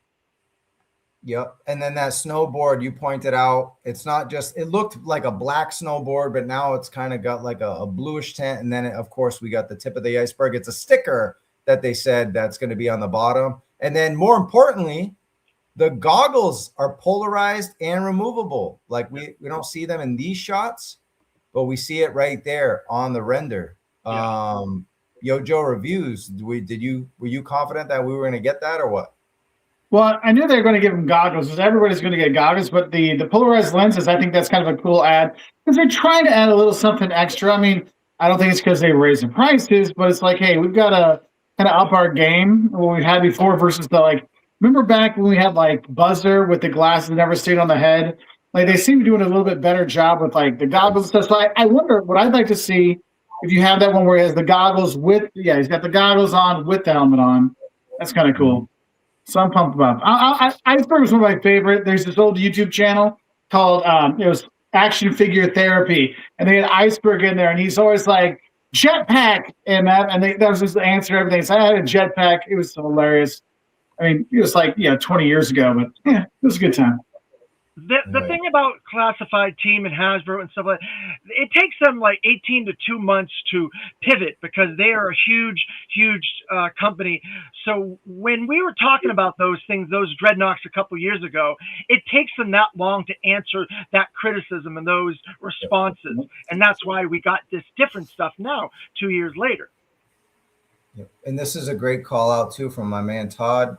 Adds more value to the Snowcat. Yeah, when you get a great Iceberg, that $400 or whatever it was vehicle is now just excellent. And there's a Hang 10 right there. Yeah, this guy's a home run. I mean, I think this wave is awesome too. What up, Gypsy? Good to see you, boo. Gents, problem solved, problem staying solved. Rangers lead the way. There we go. Cool. It's for Skeletron. We both know the old Action Figure Therapy channel, so another catchphrase from there. Awesome. But yeah, across the board, I think we're all very pleased with Iceberg. And now that we know it's a little minty blue, sorry, those who want it gray, just paint it. Just paint it. Take a class at JoeFest to learn how to do that. There you go. No, I think you made a good point, Moody. Like this wave is way better. Like the first wave we had beginning of the year with Lifeline. I mean, Hit and Run was fine, but like Lifeline, the Big Love, that was such a garbage wave. Not a garbage, but like just disappointing wave. Big Love was amazing. I don't know. He was okay.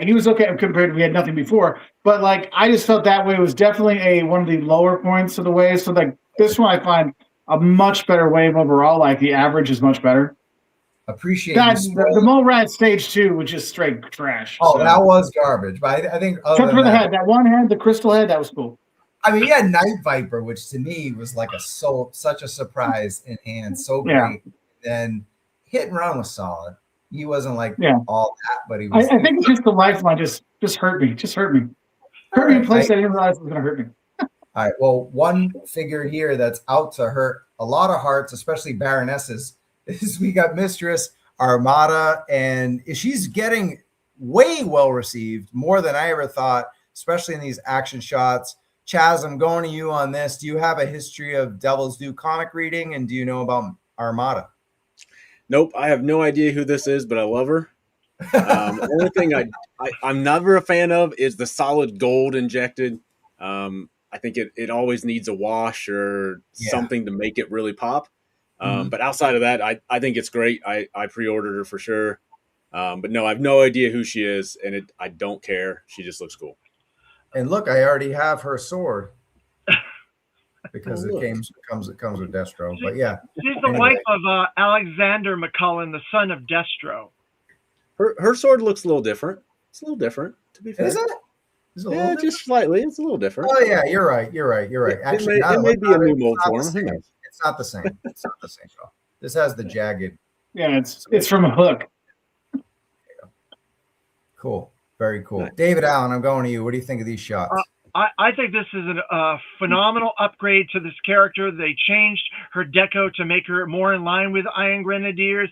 I like the steel, like knight of the round table type armor wash that they gave the legs and the metal parts. I love the fact that she's got like 3 heads, which is astonishing. They've given her 3 heads, and they gave a little bit of history of where she stole that golden mask from that museum, and she customized it for herself. And she's got a little history with Synapse that we can read in the file cards, a little connection there. And they gave her a little bit of eye candy as well. I think this is phenomenal. Yeah, she looks good. Mark, would you agree? Oh yeah, no, this is one when they showed us the like her in the blue, that one picture they gave us, like the just potato version picture they had for they like name dropped her. Like, I don't think anybody expected this. Like this figure, I'm like, this is cool. Actually, I was at a shop today and they were doing their calling for their orders. Like, I'm not sure. She looks really good though, so maybe we will order more so we have her, but I'm not sure. But I was like, they did a fantastic job with her. Like, I was not expecting this. This has been my biggest surprise of this wave. When I thought, I might not get her. Now I'm like, heck yeah, I want to get her. And actually, like, my wife's Greek, so like seeing the golden mask kind of thing, I'm like, oh, there we go. That's like freaking cool as heck. Yeah. Mm-hmm. And people are digging the cash fan too. Yeah. Oh yeah. Well, more money, more problems. Exactly. Yeah. No, and I like they got a story. Dave mentioned the file card. We'll talk about that in a minute too. We got the file cards that are new, and here's one last shot before we move on to the next figure. So we see the in hand looking good in hand. Some people wish the mask was gold. I mean, not gold, silver to match, but she found the mask. They even said that she stole it from an art gallery, and therefore she was kind of like holding her place as second in command. Move over, Dark Lawn and Baroness. D bitch is in the building. So there we go. We got the whole troops right there too. So yeah, I'm excited. Mistress Armada was my winner when I saw the renders of the 5, and I don't know. I haven't really thought about who could be number 1, but between Iceberg and Mistress Armada, it is tight. It's really tight, but the rest of the figures look good too. David, I'm going to you. You're a big comic guy. Obviously, you do live streams talking comics. Were you disappointed that this was not Energon Duke? No, because BMAC basically explained that this was a unproduced concept kind of thing, and we know that they had attempted to do a 6-inch scale line twice. Multiple sources has reported that, and so they're going back to those old unproduced and making this a modern military variation upgrade of that, which the original line was supposed to be when it started, and they went more futuristic. They turned the dial too far up, and they should have kept it right there, because this is fire, and I want more of these rugged or tough characters in this version.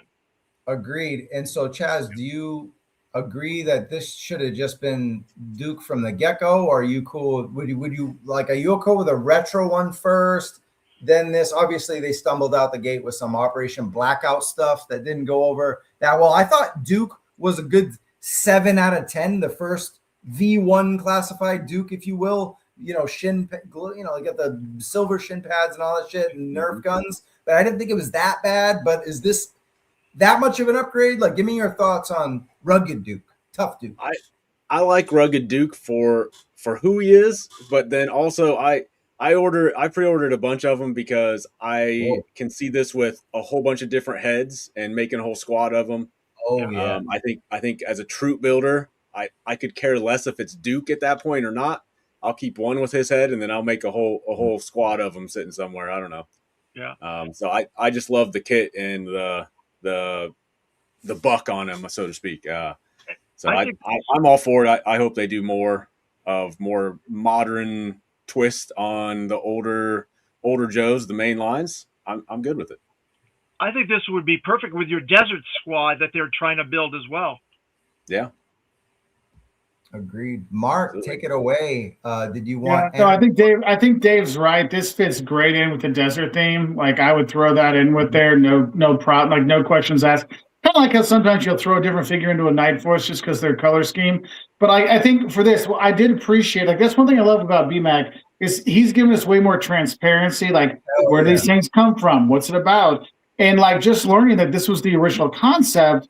Like now I get it. And it's funny because like. Sometimes you have to like fall to learn and do better. This is one of those times. It's like if they would have started with this, I think we would have liked it. But then I don't know if we would have got the retro stuff as quickly. You know what I mean? Like because we not hate it, but like people really did not like the futuristic stuff so much. They're like, hey, we have to pivot. We have to change. And then we started to get the retro lines on all these things. And so that gave us much better stuff. And I think they came out with this one, which is great. I think we'd be 2 years behind getting that retro Duke we wanted, but this is a fantastic figure. Like this is great, and he looks old enough to actually be Duke's level in the military versus the guy that was like what Duke 06 or something like that, which was I'm like it looks a little young to be his rank, But this figure is awesome. Like you're right, this is one I could totally see lots of different heads on there, lots of different stuff, custom people making it. Also, there's a buddy like I've had a few friends that were in the military. I've had customs made of them, like with their heads and stuff. Like this is definitely a thing I could see being used for that. I mean, this is a great figure. Yeah, and they actually went. They muted the pants and went accurate on the boot. And one of the heavy criticisms, guys, of GI Joe Classified was, it not being that close to military, right? Because we know about the contracts with like the Navy and Marine not getting gung ho, proper tattoo, not getting different stuff for. Other characters as well, but this Duke Ben's like we got the authentic. He gave a story on the whole boot, how it's how they're from a sneaker company and they're accurate desert military boots and dress blouse pants and all that stuff. So I was like, man, they're starting to like cover all the bases. Not only getting wacky stuff, but we're also like they're his attention, man. I'm telling you, talk about that transparency. Now they're actually talking to the military audience, which is it's 6 years late, but better late than never. Better late than never. Travis, here's a little bit of tidbit of info on Duke. Duke was the first sergeant of the G.I. Joe squad, but actually he was a higher rank. He chose to step down to first sergeant to be in G.I. Joe. He actually was multiple ranks higher than that, but he was in such a belief of what they were doing that he stepped down to a lower rank as first sergeant. Yeah. Would you guys agree with this? Is that this would be a 5 out of 5 or a 4.5, like a top tier character? We already hadn't gotten so many Dukes already. Oh, yeah.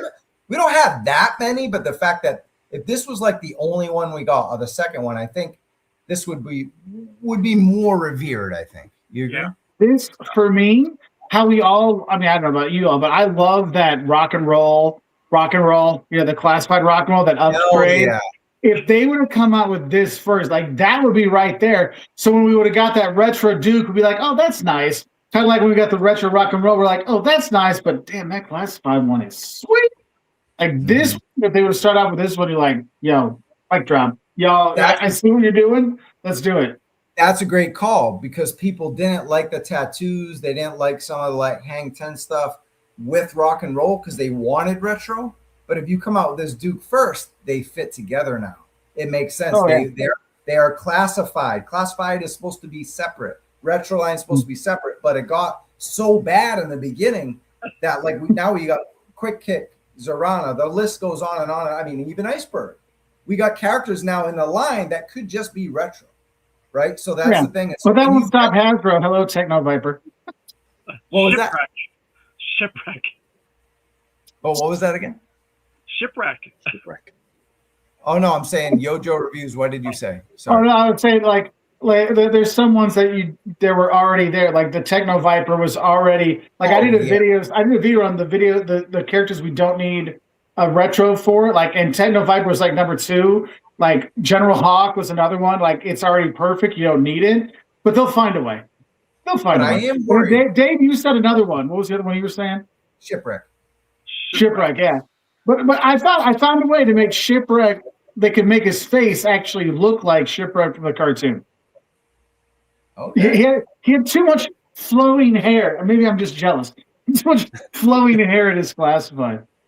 I cut my hair, but they were calling me Mood Wreck for a while. But now I got like a military cut because it's just easier. But I wish I could get that cut. Screw you. You're doing well, my friend. Here's the problem I got with this. Or not problem. This is my worry. When this sells well, but I saw a lot of comments going, I already have Duke, I'm good. Yeah. I did see a lot of that. I'm getting Toxo-Viper and Iceberg, and then some of the other ones are hit and miss with people. I don't know how much of a seller he is. I think Energon might be more of a seller because it appeals to that other media of audience. If it's full on Energon, of course we get the scar on the face, some of the color scheme, but it's not full on Energon just yet. I can give you a clue. There is Energon coming. Oh yeah, we know that, and they did. Dan Larson did mention it last week, and then forgot to pick up on it, and then it must have got edited out or cut it out because we didn't get any of it this week either. Remember that at the end of last week, he was like, "Oh yeah, we'll talk about that in a minute or something," and it never happened. I think that's safe for comic. The magic of editing and legal people. There's a lot of stuff in these videos that is so weird, it's unbelievable. And if anybody wants to know, none of those fan streams are actually live, okay? They recorded that beforehand. Altogether, yeah. See, somehow today they forgot something that they're going to show tomorrow? Yes. We'll get to that. We'll get to that. We're going way too ahead. All right, let's. I feel Dave knows everything. I do. Dave, is your middle name Hasbro? I feel like there's like a family connection there. I will say just one last thing about Energon though is that they might have gotten pushed. It makes way more sense to reveal Energon at Comic-Con. It's a Comic Con, and it's based on a comic. And Skybound's one of the big, after DC and Marvel and Image, they are with Image. They are the third biggest comic. I'll say it will not be announced at this Comic-Con. Yeah, could be any way. It could be next year, whatever it is. Could be name onlys. Things change, guy. Things change. All right, here we go. Toxo-Viper. The thing that really stuck out to me is that mask. Oh God! Is that mask? Hey, I feel like that mask on there. I'm sure because they've been doing all the stuff with Mask, the old line. Yeah, he actually looks like a Mask villain from this. I mean, here's my thing: is I was just like, how they went all on how gross he was. Like Tony and Lenny were like, how gross he is, how gross he is. I'm like, I don't see the gross. Do you guys see the gross? In the eyes and the face, he's like pale. Yeah, well, so he's got some vitamin D deficiency. Yeah. Skin. I love this. Skin cancer is bad. I want some more mom's jazzercise Toxo-Vipers. How many of these did you pre-order, Chaz? I just got one. Oh, just not building them. Don't like the mask or the mask off. I gotta see this one. I feel like I gotta see in person. I like it. I think the sculpt is amazing. I think there's a lot of stuff hidden in there that needs some paint and needs some bringing up, especially with the backpack. I think that's great. It's all solid black. Needs more paint for sure. I'll get one. And then I'll probably regret not buying 3 or 4 more. That's probably how it works. And Yeah. Travis, I think these photos really do this figure 150% more justice than the figure in the studio, because it looks so much more creepier. There's so much more atmosphere with it, and the color and stuff like that. Yeah. I don't think the studio photo does it justice. Yeah, it's the lighting again, because his face is just bright white. You can't really see the detail that you see in that photo on the left there, and some of the other photos that we got in the render. Yep, go ahead. Did they touch on, are the flames going to be green or orange? No, they're orange. yellow. Because They're it's yellow? gas. It's gas on the top parts. Yeah. Right. I know there's for the- me, I'm going to always display him with the gas coming out, because I don't know. I just like having the like extra little bits. Hell yeah. Oh, Yeah.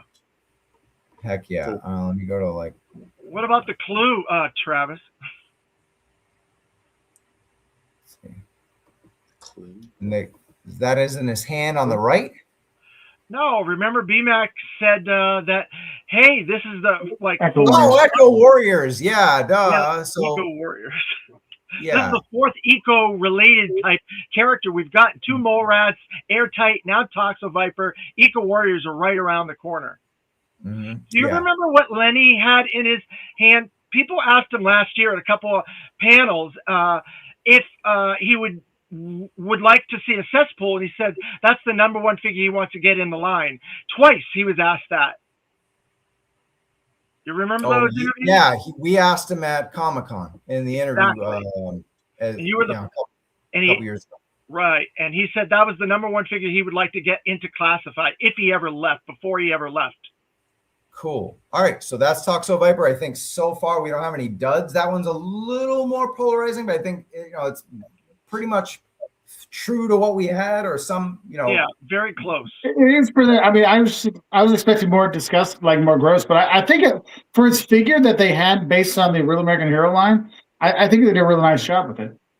Yeah. Can I give another clue, Travis? Yeah. One more. There may be 2 more of these coming that are a little bit more in your wheelhouse that you want that gross. Hold on. Yeah. Hold fire. There we go. I like the clues, but I do have a clue that Chaz has got to go because he's got to get up mad early. Dude, thank you Hey, so dude, be much. safe. Hey, safe on the drive, man. I think storms are coming through later, so be safe. Fantastic. Thanks for having me. It was a great time. I'm sorry I had to cut it short. I need to get at least a few hours of sleep to drive 10 hours. So, yeah. See you at Thanks. JoeFest. Yeah. Yes, sir. I'll stop by your shop, grab some crap, have some good times. Absolutely. I'll be right Honestly, next to Skeletron. I'm right next to them, like across the. Oh, you're right next to there him? Okay, cool. Beautiful. Cool. So before you go, I'll say this. Check out GI Customs booth right next to Skeletron. Also, check out gicustoms.com. Use code MOOD10. Not Moody10. Mood10, because I'm in a good mood. So Mood10 on gicustoms.com. In the beginning of this show, we showed all your JoeFest exclusives. Thanks for sharing that. Thank you. Got some good exclusives there. So rewind, selecta, and check that out. And hit up gicustoms.com and visit the booth if you're going to JoeFest. Chaz, this has been a great time. We got to do it again. Yes, sir. Absolutely. Anytime you let me know, I'll be here. Even if I'm driving 10 hours in a few hours, I'll still be here anyways. Safe travels. And the great radio voice you had, man. Like, it's just like dulcet tones, dude. Like, Oh, yeah. props. Fantastic. It's the only one I have, so I appreciate it. Yeah, Be safe. Work. See you guys there. it works for us. Hey. Take care. Thank you. Cool. Thank you. We're off to the last slideshow. It was good timing. And once again, use Mood10 for 10% off. And here we go. The main Hey, we got to event. scoot over. The main event of the entire YoJo June, the whole month led to this character, whether you like it or not. This is the centerpiece. This is this is Hulk Hogan versus Macho Man at WrestleMania. This is it. No, this is The Rock versus Hulk Hogan. This is 5-star Dave Meltzer. This is it right here. Synapse, Axel, Soma, Synapse. Forget G.I. Joe Classified. This figure is going to take these G.I. Joe to another level, another plateau. Mark, we're going to places that G.I. Joe has never gone before with this one. What were your initial thoughts? Just maybe based on the leak, not the shadow leak, the one from yesterday.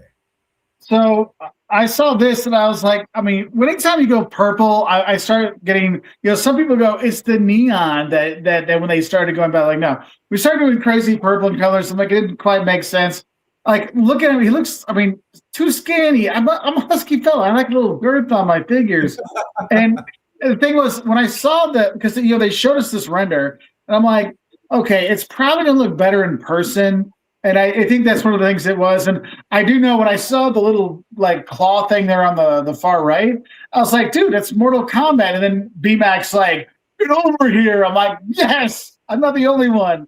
And then what's the horror movie where the guy is it Pan's Labyrinth that has like the hand with the eyeball in it? Yeah. And I'm just like, what are you looking for here? And so if you actually read the file card, basically he's from where Destro and Darklon were. That were trying, and he was trying to fight them off or whatever. And Mistress Armada basically told on him, and there he got nailed, and he learned how to bring people back from the dead. Blah blah blah blah. Whatever. The necromancer stuff. When they said necromancer, I'm like, you really did bring the D&D guys over, didn't you? But I was like, but it was one of those things. Like, they have to do something new, and I think that's one of those things when some people are like, well, I don't know if they should do new stuff. Like, I want the Rise of Cobra Grand Slam. Like, why don't they do that? Oh, yes, we need we need new stuff. Like, for me, like, Wolf Spider's still the best new character they came up with. And I thought it was cool how B-Mac was like, look, and Dan did a good job. She was like, look, you have to have new stuff. I mean, Dan made the joke like, no, you can't do new things. But I thought it was good that they're at least trying to do something new. And the thing is, they need the story that tells these. And that's where I'm glad they finally have these file cards. Because you read Synapse's file card, it tells how he ended up like he was and what he does and how he can use a thing to implant in the dead soldiers to reanimate them and things. And for that, it opens up a whole new line that you could have extra heads. So you have a second head or a third head in different figures to make them the zombie version, stealing all the stuff from Big Bad Studio, for their zombified figures and stuff. So I can see how this could be like, hey, let's see if this clicks and we can use that. But they're going to have, if they have that Energon Universe cartoon or whatever, they got to have something so people learn about it more. So they're kind of interested. Oh, I want to learn more about it. But I mean, I pre-ordered them, but I'm not super excited. I wasn't like when it was with our Mistress Armada. I'm like, dude, that is super cool. I'm like, okay, that's nice. I'm like, I'll see. So. You opened up so many avenues we got to cross. But before that, Hella Geek, my man on a toy kind of mood, says Chaz left because he didn't want to see this figure steal its mohawk.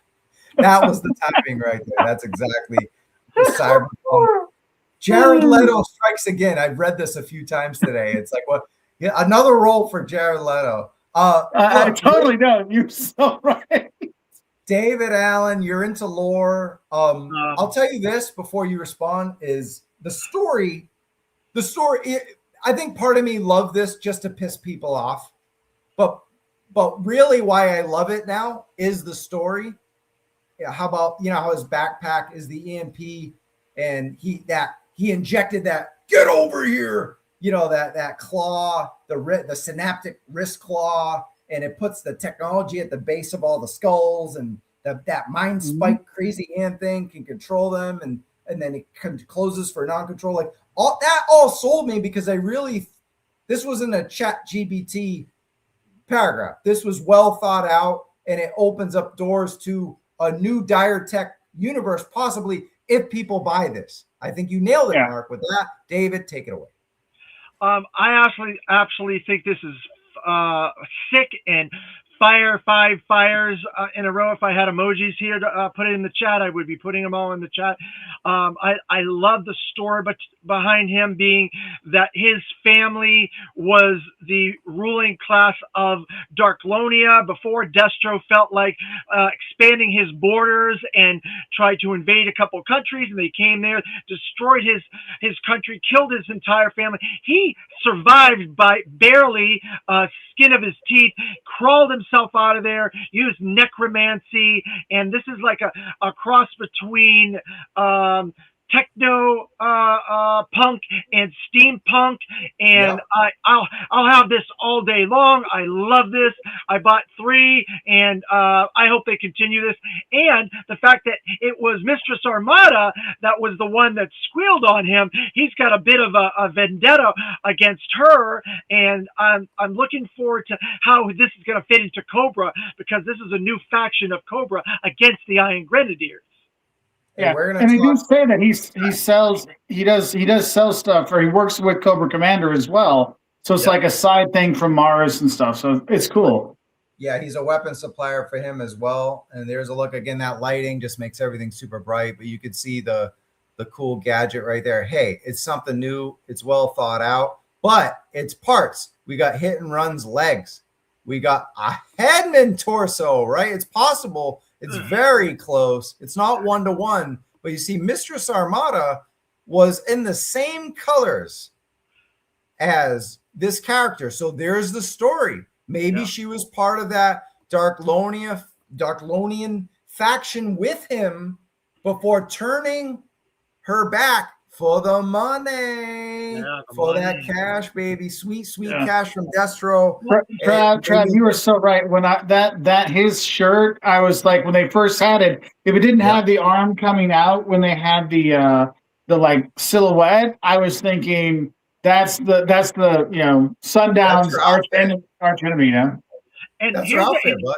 Here's an interesting thing too, Travis. If you read the Sundown file card, there's some sort of a hidden cabal of command or rulers or hidden leaders around the globe that are all in conspiration together. So he may be part of that. Mm-hmm. And to capitalize on that, this character is someone I want to see, and I think, Mark, you mentioned it earlier. This is a guy I want to see in Skybound, because I think it's a pre-order, which means they're not going to get it for a long time. So they have time. And I don't know. Now, this is the part I don't know, David. Maybe you do. Was this story created by Lenny, or was this a collab with the team in Skybound? I think it's classified. I think this is a complete classified, because VMAT kind of alluded to that he tried to get them 2 years ago to interject new ideas. And so this would have been something planned out 2 years ago before we got this render. Okay, there you go. Figures do take a while. And Skybound's been around for a couple years now too. So that makes sense. But yeah, this is a guy. I mean, we've seen a lot of Iron Grenadier stuff in Skybound with the Destro book and everything. So seeing Mistress Armada and this character in Skybound, Energon, it works for me. It works for me. You know what I mean? So Destro and Cobra Commander are bound to clash heads again, and this could be the guy. So, and yeah, Headman, he could, instead of just that typical pinstripe kind of, old 70s look, he could definitely wear that. See, I'm going to get you, G.I. Joe. See? And you could just put pinstripes on it. You know what I mean? You can just color it different. So there you go. I don't know, guys. I know the chat. It'll be the first time they reuse something. Look at that. Purple, silver, and black bats. Woo! Is it me, or are all the bats awesome? I don't know. Like, that's one thing I've seen. Like, even the Crimson bat, I'm cool with. Like, somehow I'm like, come on. Like, why do you keep doing this? But I'm like, after a bit, I'm like, that actually is pretty good. And then, like, that Iron Grenadier one, I'm like, I didn't think you'd do a better bat, but it's like bat with a tuxedo. It's like unbelievable.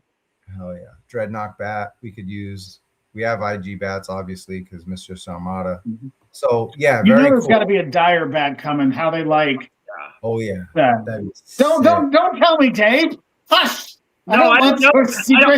I don't know anything about any bats. I haven't heard anything about bats.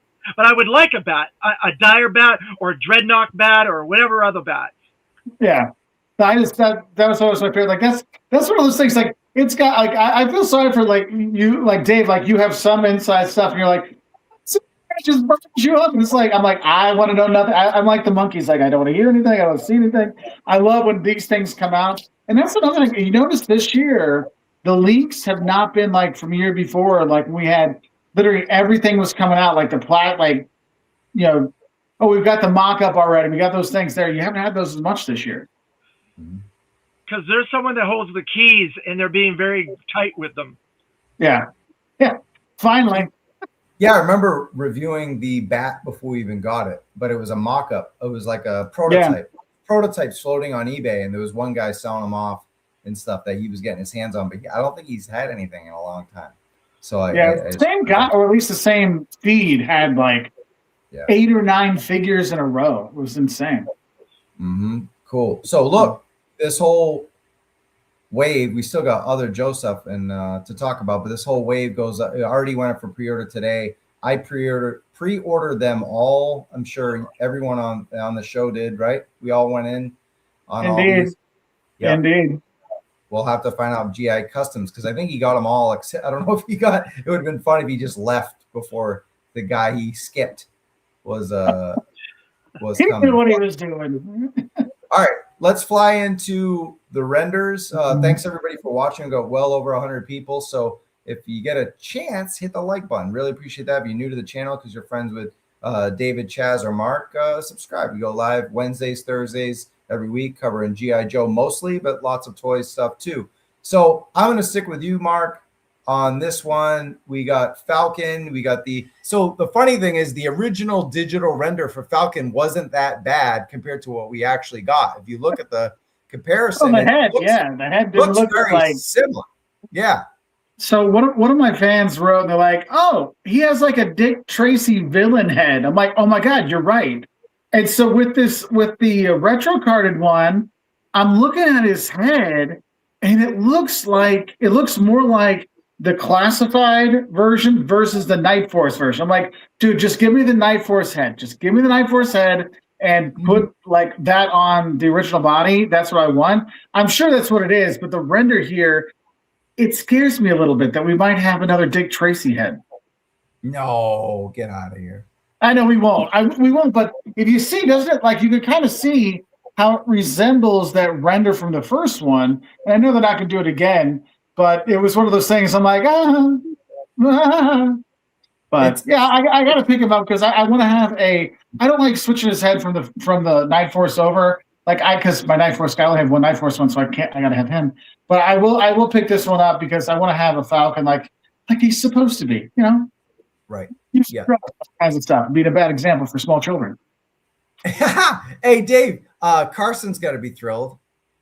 Yeah, Carson's going to be very thrilled because this is his man. But this is a big clue. If you understand how themes work and how classified works, doing this figure right here in this deco, the way he looks, is a big clue to what's coming.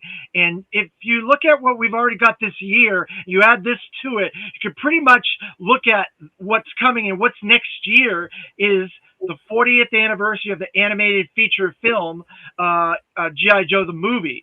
So put all that together and see if you can figure it out. Cool.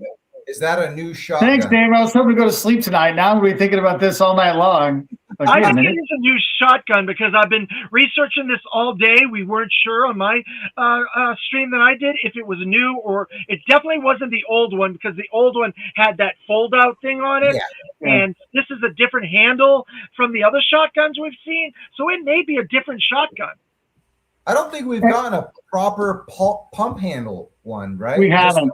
Okay. We haven't. Like we've had only the flip back because you had Flint that had it and Wolf Spider had it, and he had the thing is it doesn't have the big stick on the bottom like the one he had when he was actually the 3 3/4.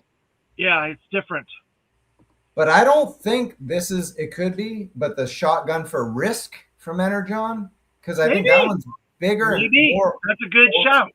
Okay. Hey, I'm kind of surprised he doesn't have a pistol.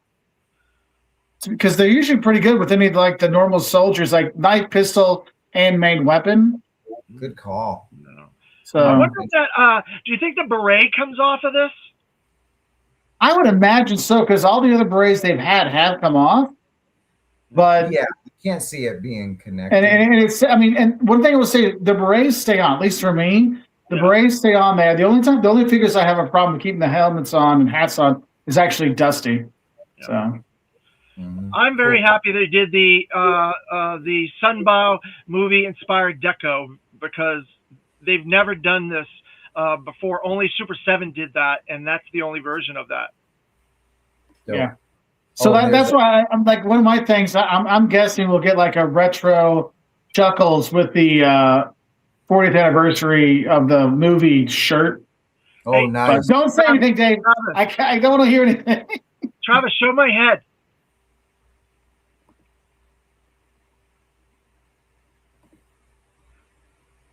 No one saw anything. That's all I'm saying. I don't know. Yeah, Risk has lever action. I was gonna say it did look different, but since we got a new shotgun, I just wanted to throw that out there. Yeah, good call. Globulus New York Comic Con next year. Yeah, things are moving pretty slow at Classified right now. But there's a comparison. Remember, look at Falcon. We didn't hate that face till we actually bought it. But yeah, that's the Night Force face. Yeah. So And he looks a little hench. If you actually put these two back to back, he looks a little hench the way he should be from the Sunbow animated feature film. Beautiful. And then we got the Valkyrie, and there you see the comparison between the 2-pack version and a retro, and this was received pretty well too. Oh man, this is fire too. Wow. Perfect. I will say I have enjoyed the retro line, like the Viper and the Viper's growing, but like the Soldier and everything. Like these ones, if you're an army builder, they come and then they usually get discounted down relatively quickly, and you can army build so quick. I mean, I just love the Valkyries with the gold. Like those, I just love those. And I'm still gonna pick up one of the Valkyries with the black for the retro card one. But that's one thing, they're hard to find. And that's one thing I like. It's like they're listening, like, hey, we need to come back.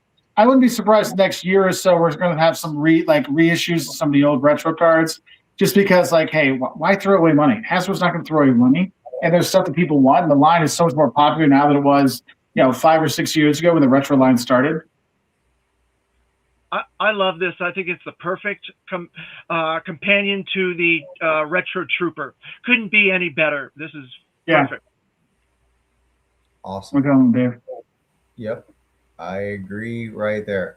Well, for those tuning in late, let's just play I it. feel a little bad. I know for a fact, I'm pretty sure Mark from YoJoeReviews, I don't know what he's going to do about his doing content with Flash every day until he gets made. I suppose technically he can continue until the fall when this comes out. He knew it was only a limited time thing. It's funny, we talked about it on Instagram and some DMs once, and it was like, I promise, eventually it will happen. So.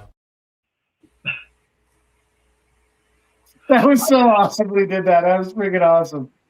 I think it's fantastic that they're actually in people's streams, looking through people's streams and listening to the chats and listening to everybody. That's fabulous. Yeah, and that's the thing. Is like some people told me they do look, they do listen, but like they weren't commenting as much. And I have noticed in general them liking and commenting on a bunch of channels much more than they were before. Because maybe there was like a thing like, hey, don't comment, hey, don't like, or whatever. Because sometimes those corporations have that. And it's definitely been much more interactive the last few months for sure. And like, because I've texted with BMAC, or not texted, but like Instagram messages and stuff. Super nice dude, like chatting and stuff. He's like, hey, because last week he's like, hey, I know you're traveling, but you might want to watch the feed this week. And that's when they announced it. So I was like, dude, respect. Like, I just like, I can't give the guy a hug because that would be weird. But if I saw the guy, I would give him a hug and say, thanks, brother. Yeah, we all deserve. He deserves a hug from all of us, even though he probably wouldn't want one because I was like, sorry. Exactly. But hey, David Allen, we got Grand Slam on the right, and we got the Flash on the left. This is pretty much a conclusion, right? They said they were finishing the OG-13 this year. Now they're saying they're going to finish the OG-14 this year. It was a conclusion that we're going to get these. We got the HAL name only at April 1st stream. And it was like, okay, we're getting one of them. We're going to get the other one. We knew there was a retro Flash coming for quite a long time. And it's fantastic. This is fire. It looks exactly the way it should. I do like the differentiation of the silver on the pads for Flash and the black on the pads for Grand Slam to differentiate them a little bit in the heads, obviously, and some of the gear and stuff like that. But this is perfect. I couldn't ask for a better figure. Well, hey, go ahead, Mark, you're the one who wanted this. Talk to Ben, so we saved the best for last. take it away, man. Talk about what we got. Are you happy? You thrilled, or what? So that was the thing, because I mean, I chatted before. I don't know if it was Lenny or BMAC had written to me, and they're like, once we get the padding down, then we've got a lot of options. There's a lot of things we can do with it. And once I saw that HAL with the Grand Slam rendered, like they got it, you knew it was going to work, and it was like perfect. And Dave, you're right. Like putting the black round Grand Slam, the silver round Flash, which is interesting because if you ever see like the 25th anniversary Flash, he has the silver around him. You don't really have that. I mean, you have it a bit on the, well, I guess you do have it on the Real American Hero version, but it's more prominent on that 25th one. And they did a really good job to differentiate it enough. And I think it's cool because a lot of people like that silver Grand Slam with the jump jetpack, and the HAL is more of a niche kind of thing. So they gave the red one there, so the really Flash red could be like its own thing in the retro card. And I think they did a good job going retro card with it, especially finishing off, because they're like, will people want an updated version, or they feel like we're pushing it back more? So I thought it was really cool how they brought out. I personally did not think we were going to get this until 2027. I thought this would be like the first line, the first wave of retros in 2027. Just from a business standpoint, it's like, look, this is one of the key like finishing points for some people. You want to push it off a little bit farther, right? So I thought they'd have that. So that's when they announced. I was like, man, because like once they didn't say anything in April, when I started making, it was 136 days straight of videos. When I thought maybe like, oh, April they'll announce them, and then when they did, and I was like, oh crap, I could be doing this for another year. and you're right on the money on that, because all the info and intel that I knew about.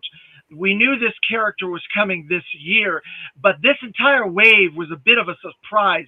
All these three in this wave, we were not aware that we were going to get them this early. We thought we were going to get other figures in this wave first. They flipped the waves.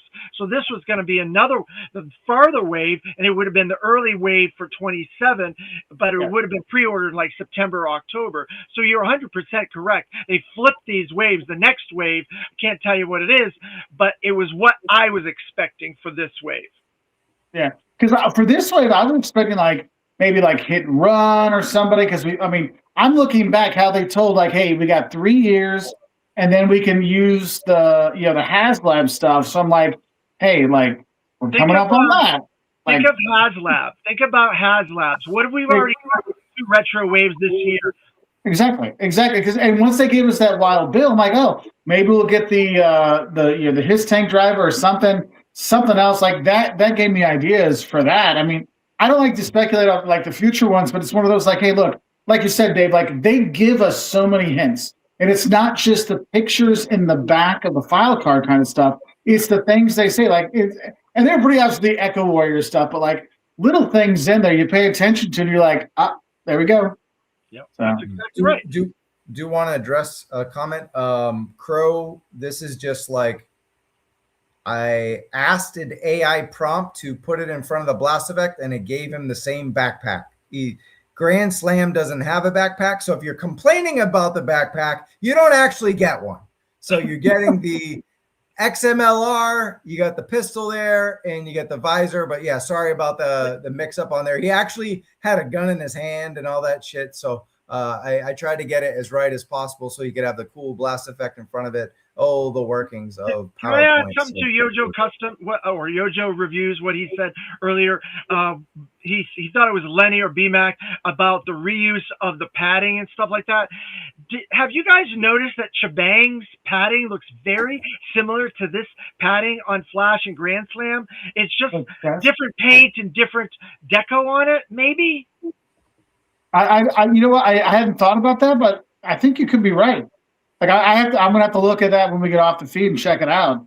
So, but I'm sure Mr. Know-it-all, Mr. Dave Hasbro.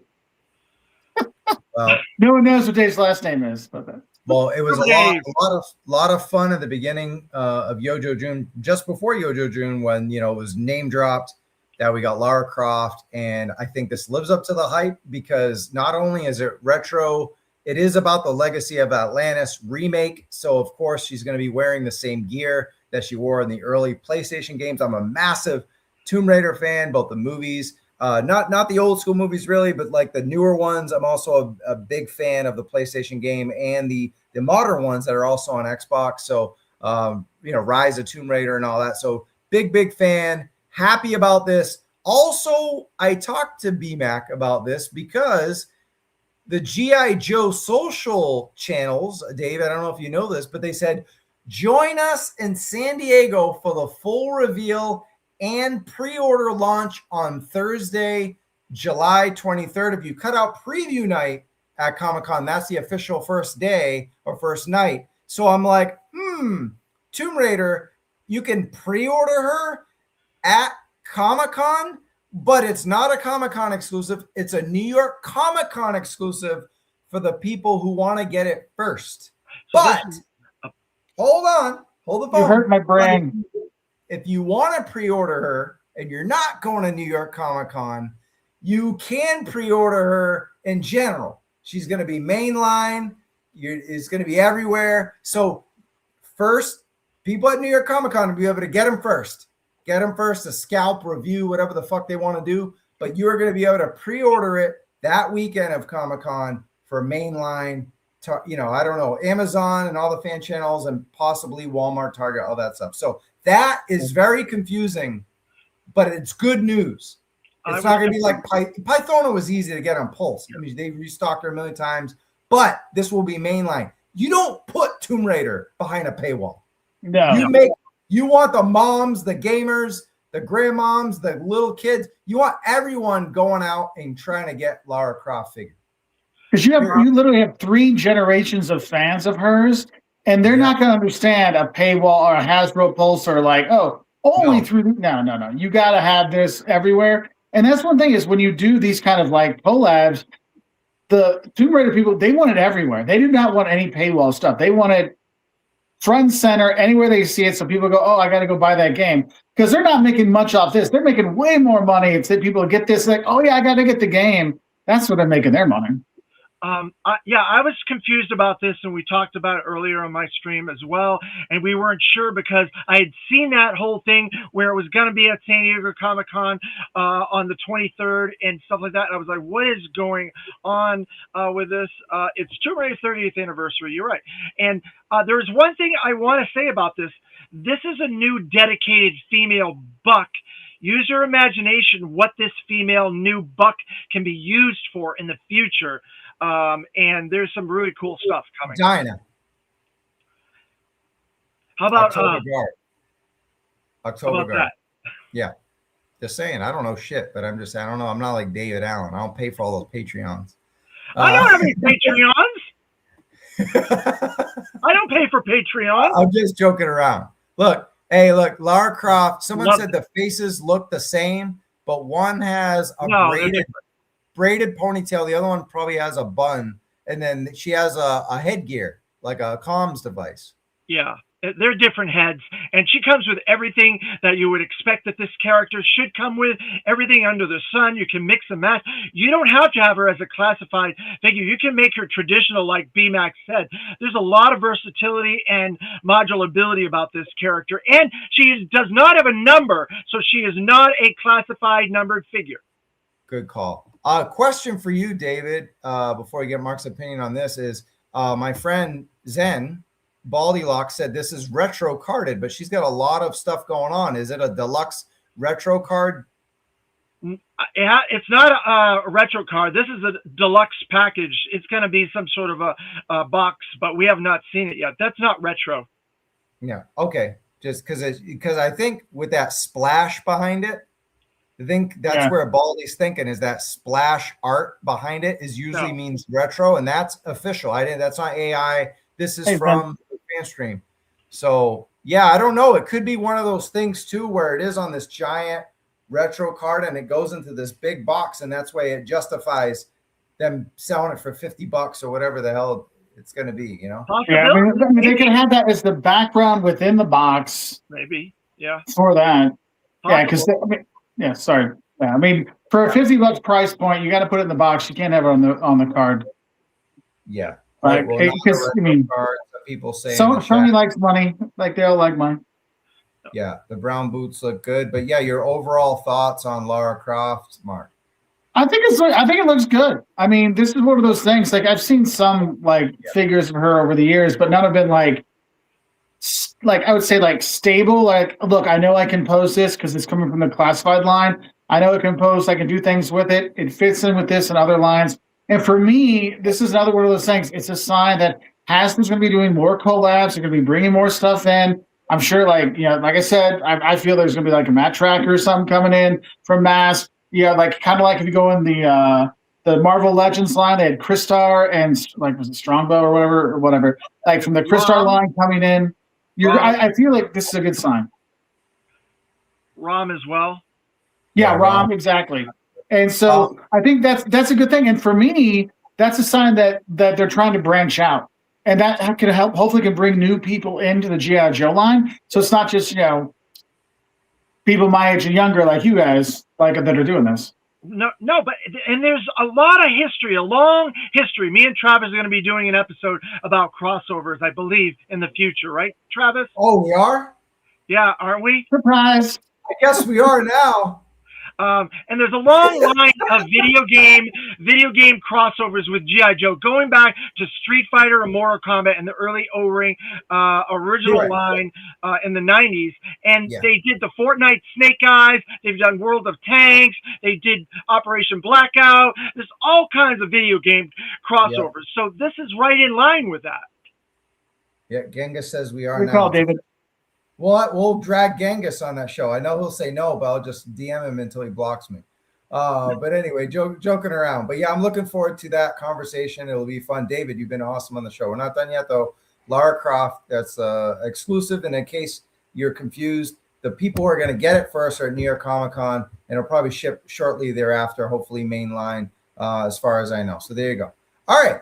And then we got the Red Shadows, but they're not going to call it Red Shadows, the Crimson Cobra Snake armor. So there you go. I'm going to you, YoJoeReviews. How did you feel about the snake armor, first of all? And then are you excited for a Crimson one? That is an AI mock-up on the right. It was on Circle of Jerks. It was all over the internet, but I made it. It's a lie because look at the background. It says G.I. Joe. It doesn't make sense. Yeah. So anyway, Mark, what do you think? So I have two of the normal snake armors, and my question is, where the heck am I going to put that on my shelf? I have to rotate my HasLabs like every few months so I can like enjoy them because there's no room. Wow. You know, I mean, I think it's cool. Like for my time living in Europe, like I want to get this one because that's the one that was there, you know, more popular there. I was just what I'd like to know is it going to be exactly the same inside? You don't have like all the stuff inside for the. I'm going to guess it is, but. You know, sometimes when they do things the second time, like the Arctic His Tank, they got rid of a bunch of like the fun stuff inside and extras. Are they doing the same thing with this? Yeah. I don't think they are going to do away with that stuff. The reason why they did it with the hits because they had a lot of electronics in the other one, and the second one didn't.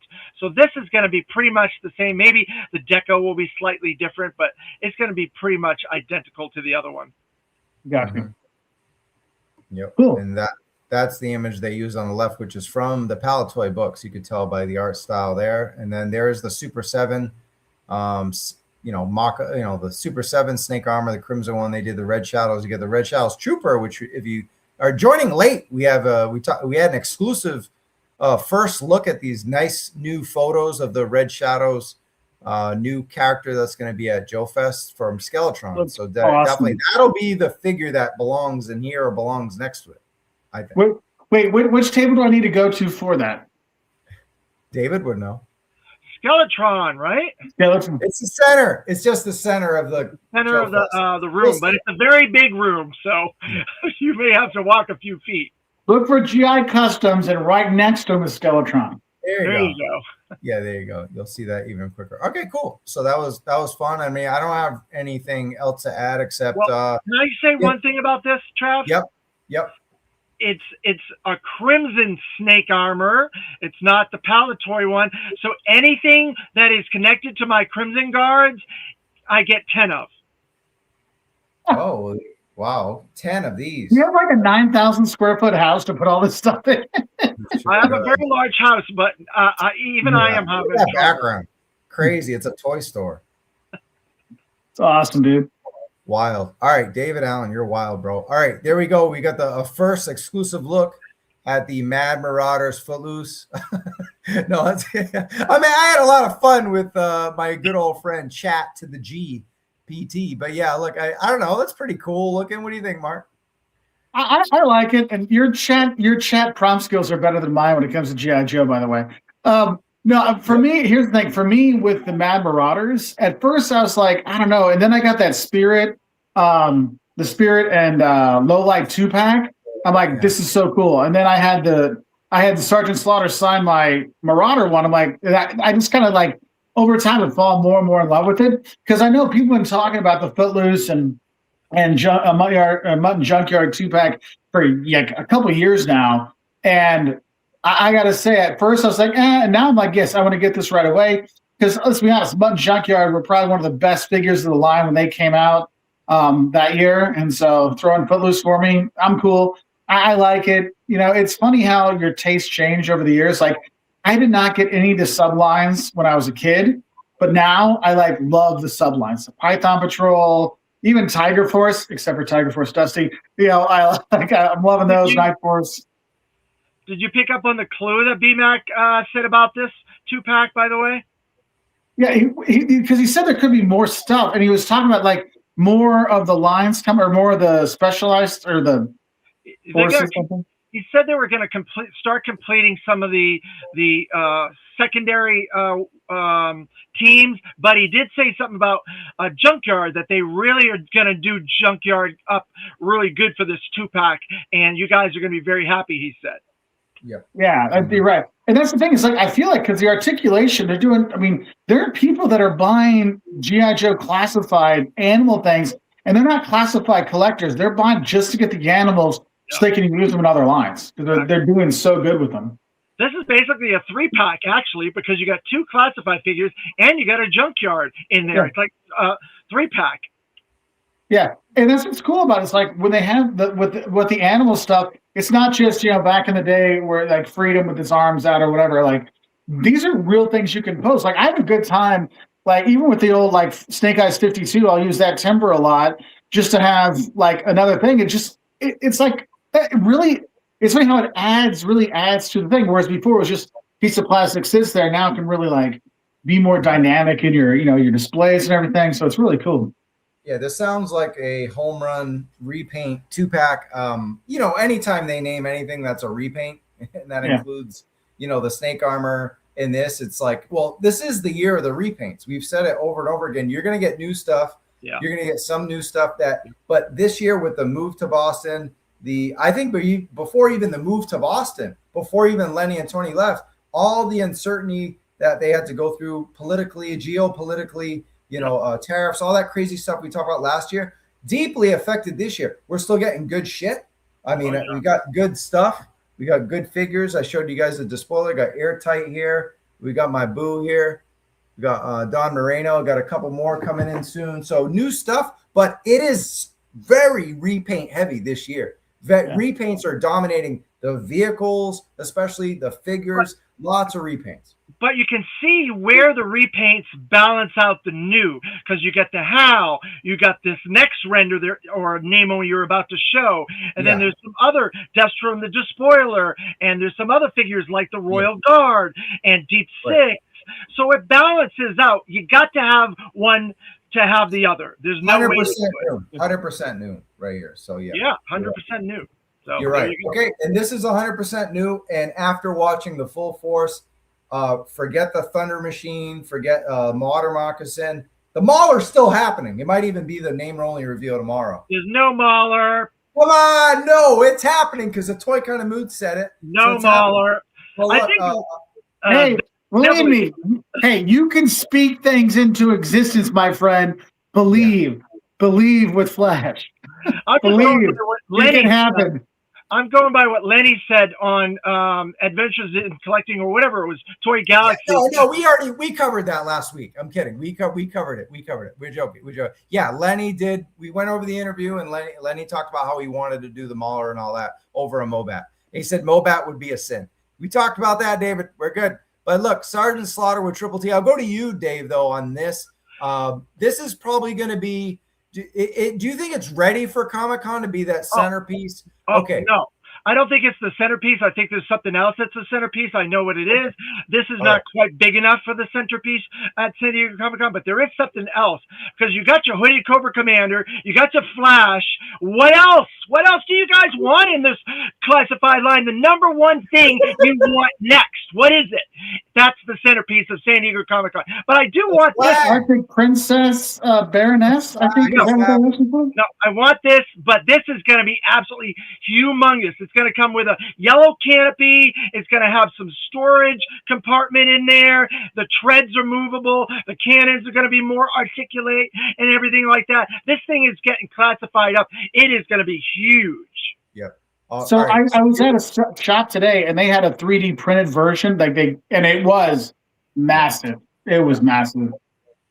All right, here's the centerpiece. You ready? Here, the world premiere reveal of the centerpiece of Comic-Con. Take it away. Nope, not that. Just kidding. Boom! It's the flag. We're getting a 1/12 scale flag tower. It's a JoeFest exclusive, and you cannot use Mood 10 as a discount on this because he only has one. So you got to go to JoeFest right now to get. So scalpers, get your butt there in line. Scalpers, go get it. You'll be the only one in the world who has it. You could list it for whatever price you want, and he won't give a flying fuck. He just wants to get rid of it.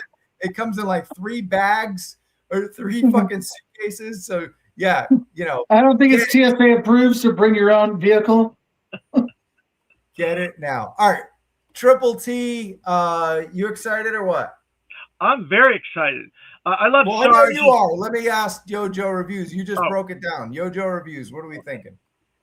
So I never had the Triple T when I was a kid, but I did I did like it. But it was one of those things. I don't know why my parents would never get it for me. They just never did. But like I've always liked Sergeant Slaughter. Like I'll get this. Like I'll pre-order this, no questions asked, regardless of the size. But here's the thing: is like I want to order this because I want to make a Night Force version of it as well, because I have a whole shelf at my house of just Night Force, you know, the Night Boomer and all Night Boomer, but like everything lined up. And like I would want this so I could have another like Night Force vehicle, because I'll be honest with that, the Battle in a Box Snake Eyes with the Varmint, for me there was a con exclusive Night Force, you know, Varmint, whatever they call it, the 4-wheeler, and I'm like, perfect. And this is one I would definitely have done up to add for like another Night Force thing. Have that done. Can I give you a little insight into this? If YoJo June has taught us anything this year, it is that reuse is going to be part of our lives for a long time, and this has had 3, I believe 4 reuses in other eras of G.I. Joe. So we're probably going to get a Night Force version of this. Oh, okay. Beautiful. That makes sense. I can save my money on a custom and just wait a few years and I'll be fine. Yeah. Thanks, brother. There you go. Love the insight. But yeah, between what you just said and Full Force ramped up, because when I first saw this, I'm like, we kind of already knew this was coming. So it wasn't like, you know, a surprise like some of the vehicles that we mentioned earlier. But that said, now that I'm hearing that this is Chris's thing of the year, he really hyped it up without really giving any details. And then you gave a few details there about the treads and the canopy and stuff. So yeah, I mean, this is not what we're getting. We're going to get a classified version that you can pull apart and make a retro version to go with your retro figures. And then, but here's the question I got. What? Now, don't spoil a leak. I don't want you to get in trouble or anything like that. But what kind of Sergeant Slaughter could we get or would we get? Because we know that Mattel did the Black Card exclusive, Comic-Con exclusive Sergeant Slaughter Ultimate Edition one that was the proper one. But this is the not mail-in. This is the one that came in. But I don't know are they allowed to do it? Are they allowed to do this Sergeant Slaughter? I know they're not doing the USA Sergeant Slaughter for this. It's a different version. It's different than all the 3 that we've already got. Yeah. So not USA tank top, because they don't want to put USA on their crap anyway, unless it's Duke. That silly ass freaking Duke. But by the way, I forgot to even plug this. I have reviewed everything that's not in the new wave that I hadn't reviewed before and rank them for no reason, it's going to hit this weekend. So Destro Despoiler, who else? I'm looking at the floor now. Airtight. What's up? With the airtight, are you talking about the airtight wave? Or No, so airtight is part of the new wave because I'm still waiting for Sundown and Hydro Viper. So Gotcha. I cannot rank. I only do rankings. I don't do single reviews. Well, Unless I'm first, gotcha. which will never happen because I don't get shit from China and all that. So, but as far as the ranking, Move to Australia. Fine. yeah, exactly. Duke, Night Creeper, Despoiler, Mad Marauders 2-pack, and who am I Renegades. forgetting? Yeah, Renegades 2-pack, and there's someone. Oh, how could I forget? Ninja Force Zartan. So I reviewed all those in one video. I still have to edit it, but it's going to go up this weekend. So yeah, be on the lookout. I haven't done a ranking video in a long time. Been super fucking busy. So yeah, but look, let's close the show down and talk about was week. Now let's not talk about YoJoe June as a whole. That will be next week. But as far as week 4, was week 4 worth the wait? David Allen, I'll go to you. Was it worth the wait and all the hype? Were you pleased with week 4? And give me your grape soda score.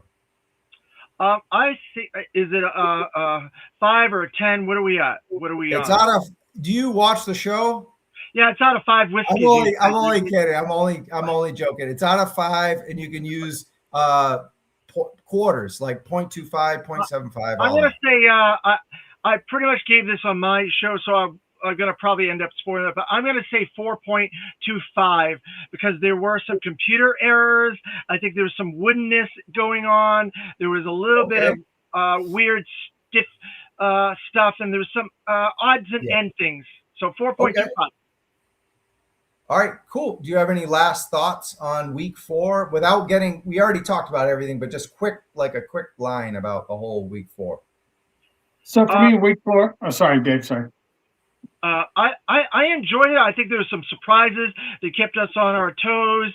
I'm very excited. It kept that momentum going, and I enjoyed it overall.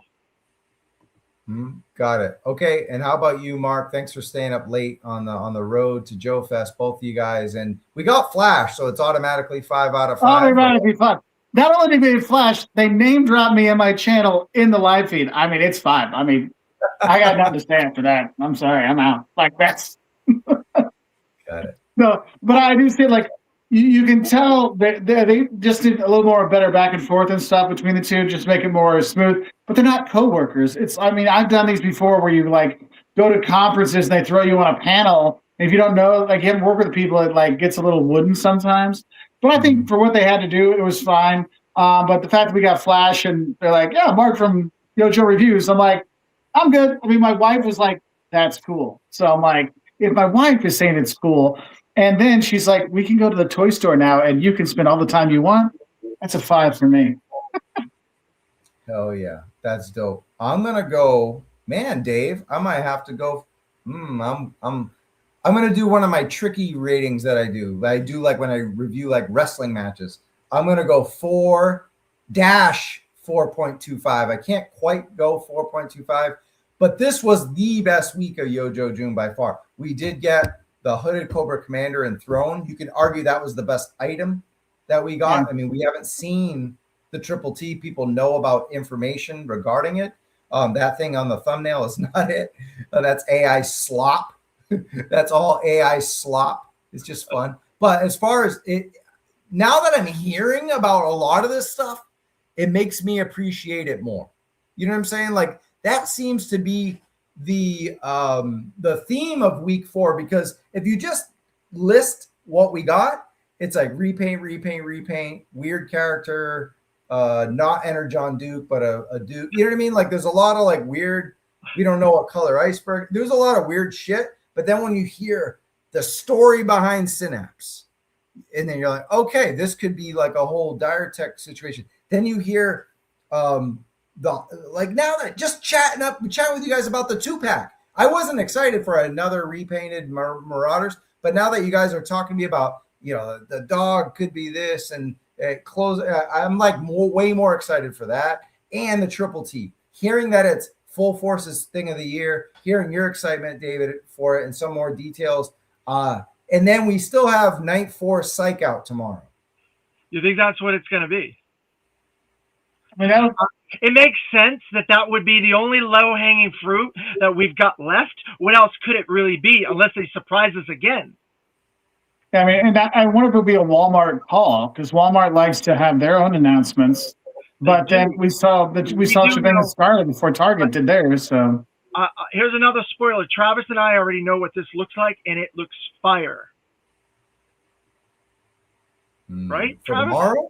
For tomorrow? For no, Night Force Psycho. Oh. Okay. Right? It's not hitting right now, but we don't have to say it on the air. We'll cover it. All right. Some people, look at this. 2 out of 5 for me. Only pre-order for me is Toxo-Viper. Yeah, so that's the thing. Not everyone is thrilled with. It's a lot of polarizing things. Repaints polarize people, right? New characters polarize people. Yeah. New characters. Characters we've already gotten a bunch of polarized people. Right. Yeah. Right. But no, I think I'm happy. It's better than week 1. It's better than week 1. And I think the number one thing above all the figures has been, and I'm not saying this to get in a Hasbro breakfast or a panel because I won't. This is evil. But B-Max transparency and communication with and not just mentioning Mark's name. That was wonderful. And they made a whole video on it. But just being great to the community. And I think he would do it anyway, even without Lenny and Tony. But that's what you want from a leader, right? You lose the design team, and there's a lot of repaints and stuff, and him to step up makes up for a lot of that. Yeah. Right. Yeah. No, really for me, that was, I would say, aside from Flash, the highlight for me of this YoJo June was the transparent that BMAC brought, and that we actually felt like we're listened to. Yeah. And like, hey, we want to, like, we're listening to, here's the stuff. Like, that's what's great. Like, that's what people have been complaining about for years. Like, they don't listen to us. They got me weapon, la, la, la, la. It's like, and even his, like, little hints, he's like, we hear you. I hear it. Even if he can't say it, you can tell he's, like, alluding to some of the issues that the community talks about. You know how he's like, hey, look, we know the Hooded Cobra Commander is going to be popular. We will have multiple lines, so you don't have to deal with, other things, meaning the secondary market and all that. So I thought that was really cool. Silver Grand Slam, he mentions that. Eco Warrior, like he gives us Easter eggs. So we don't get the Easter eggs on the back of the box anymore, but now we get them through Ben, which is really cool. Yeah. Shooter, I think there's a Snow Leopard leak, and there was something about Rich.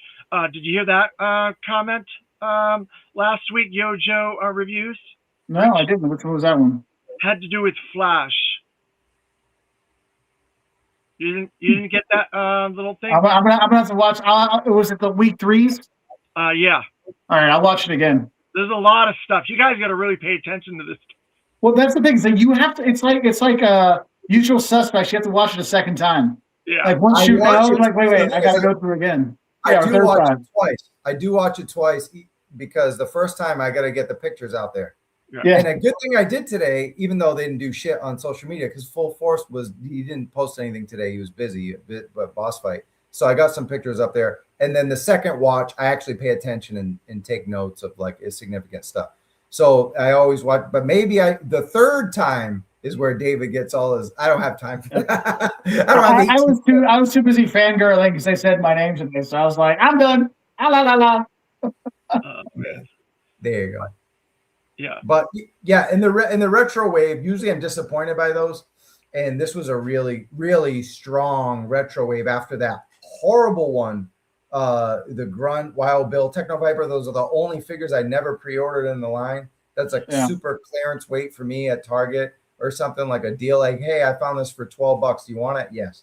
And I'll just like keep it somewhere and then maybe use it. But other than that, the new retro line was good. This was a damn good week 4. We got to get out of here though. It's been 2.5 hours, and you guys got to get to JoeFest. So before we go, where can they find you, YoJo Reviews? So if you go on YouTube at YoJoeReviews, all one word together, or you can look on Instagram YoJoe.Reviews. You can find me on there. Also on Facebook at YoJoeReviews. So wherever you like to find me on social, you'll find us there talking about, classified, G.I. Joe, other toy stuff as well. So please stop by, and I appreciate it. And thanks for having me on. I appreciate it, man. I feel like I have a Mark every week as a special guest. You got Mark. There's a Mike or a Mark, or this is very popular. Mark Fargady, Dimsa, Mark Von Cannon, and then you. It's almost 3 out of the last 6 weeks. So, and my middle name is Mark, so it's just crazy. And I'm a wrestling Mark, just Mark. Yeah. David Allen, you legend. Thank you, man. Thanks for hanging out. And yes, I will do that other episode. I don't know when it'll be, but let's wait till Comic-Con and all that is over with, and then we can settle in and do some crossover stuff. Where can they find you at JoeFest? Well, JoeFest, all you have to do is listen for my voice. I am the voice of JoeFest. So you just hear someone talking, just try to follow that, and you'll find me. I got a big following at JoeFest. So yeah. But you can find me on YouTube at David T. Allen, G.I. Joe New News Review. I did a really good in-depth interview with Black Genghis earlier today. I think you're going to find very intriguing. Nice. Awesome. And I got a lot of other stuff coming up, a lot of content. I do a lot of videos, so there you go. Beautiful. All right. Well, cool. Yeah, check out G.I. Joe New News Review. Are you going to change your channel to that, or are you going to leave it David T. Allen? Or I have to change it because I didn't realize my channel was my name until I think Black Genghis told me, or someone told me today, your channel is your name. I was like, what do you mean it's my name? It's not. That's not my channel name. My channel is G.I. Joe New News Review. So now I have to go and fix that. Thank you for letting me know, whoever. Yeah, and you're going to add one of those 2 logos I gave you if you want. If you want. I will. Actually, I love that. Thank you very much. Cool, man. Yeah, because we want to. We gotta see you blow up, man. You're super fun. You're intelligent, man. Like you deserve to be with some of the big boys. For Go-To News, I do notice that your live streams are getting more people, but we got to get it even more over the hump. And I think at the end of the day, YouTube recognizes branding in social media, and I think if you add a little of that, you're gonna be all over the place, my man. Really appreciate it. Zhuzh me up. There you go. It's a zhuzh up for there. Well, look, we've done enough zhuzhing. It's 2.5 hours, and thanks for all those who snuck in early. We changed the time to 7:30, so really appreciate that. But yeah, a Toy Kind of Mood 262 YoJoe June Week 4 review. Thank you so much, YoJoeReviews, and go check out gicustoms.com. Use Mood10 for 10% off. And David Allen, thank you so much. And we'll see you guys all at JoeFest. All right. Thank you, Travis. As always, thanks, Travis. Nice to meet you, Dave. Superstar. And thank you, YoJoeReviews. We'll see you in a day, I guess. Yeah. We'll see you. All right. Yo, JoeFest. I feel a little bad. I know for a fact, I'm pretty sure Mark from YoJoeReviews, I don't know what he's going to do about his doing content with Flash every day until he gets made. I suppose technically he can continue until the fall when this comes out. He knew it was only a limited time thing. It's funny, we talked about it on Instagram and some DMs once, and it was like, I promise, eventually it will happen. So.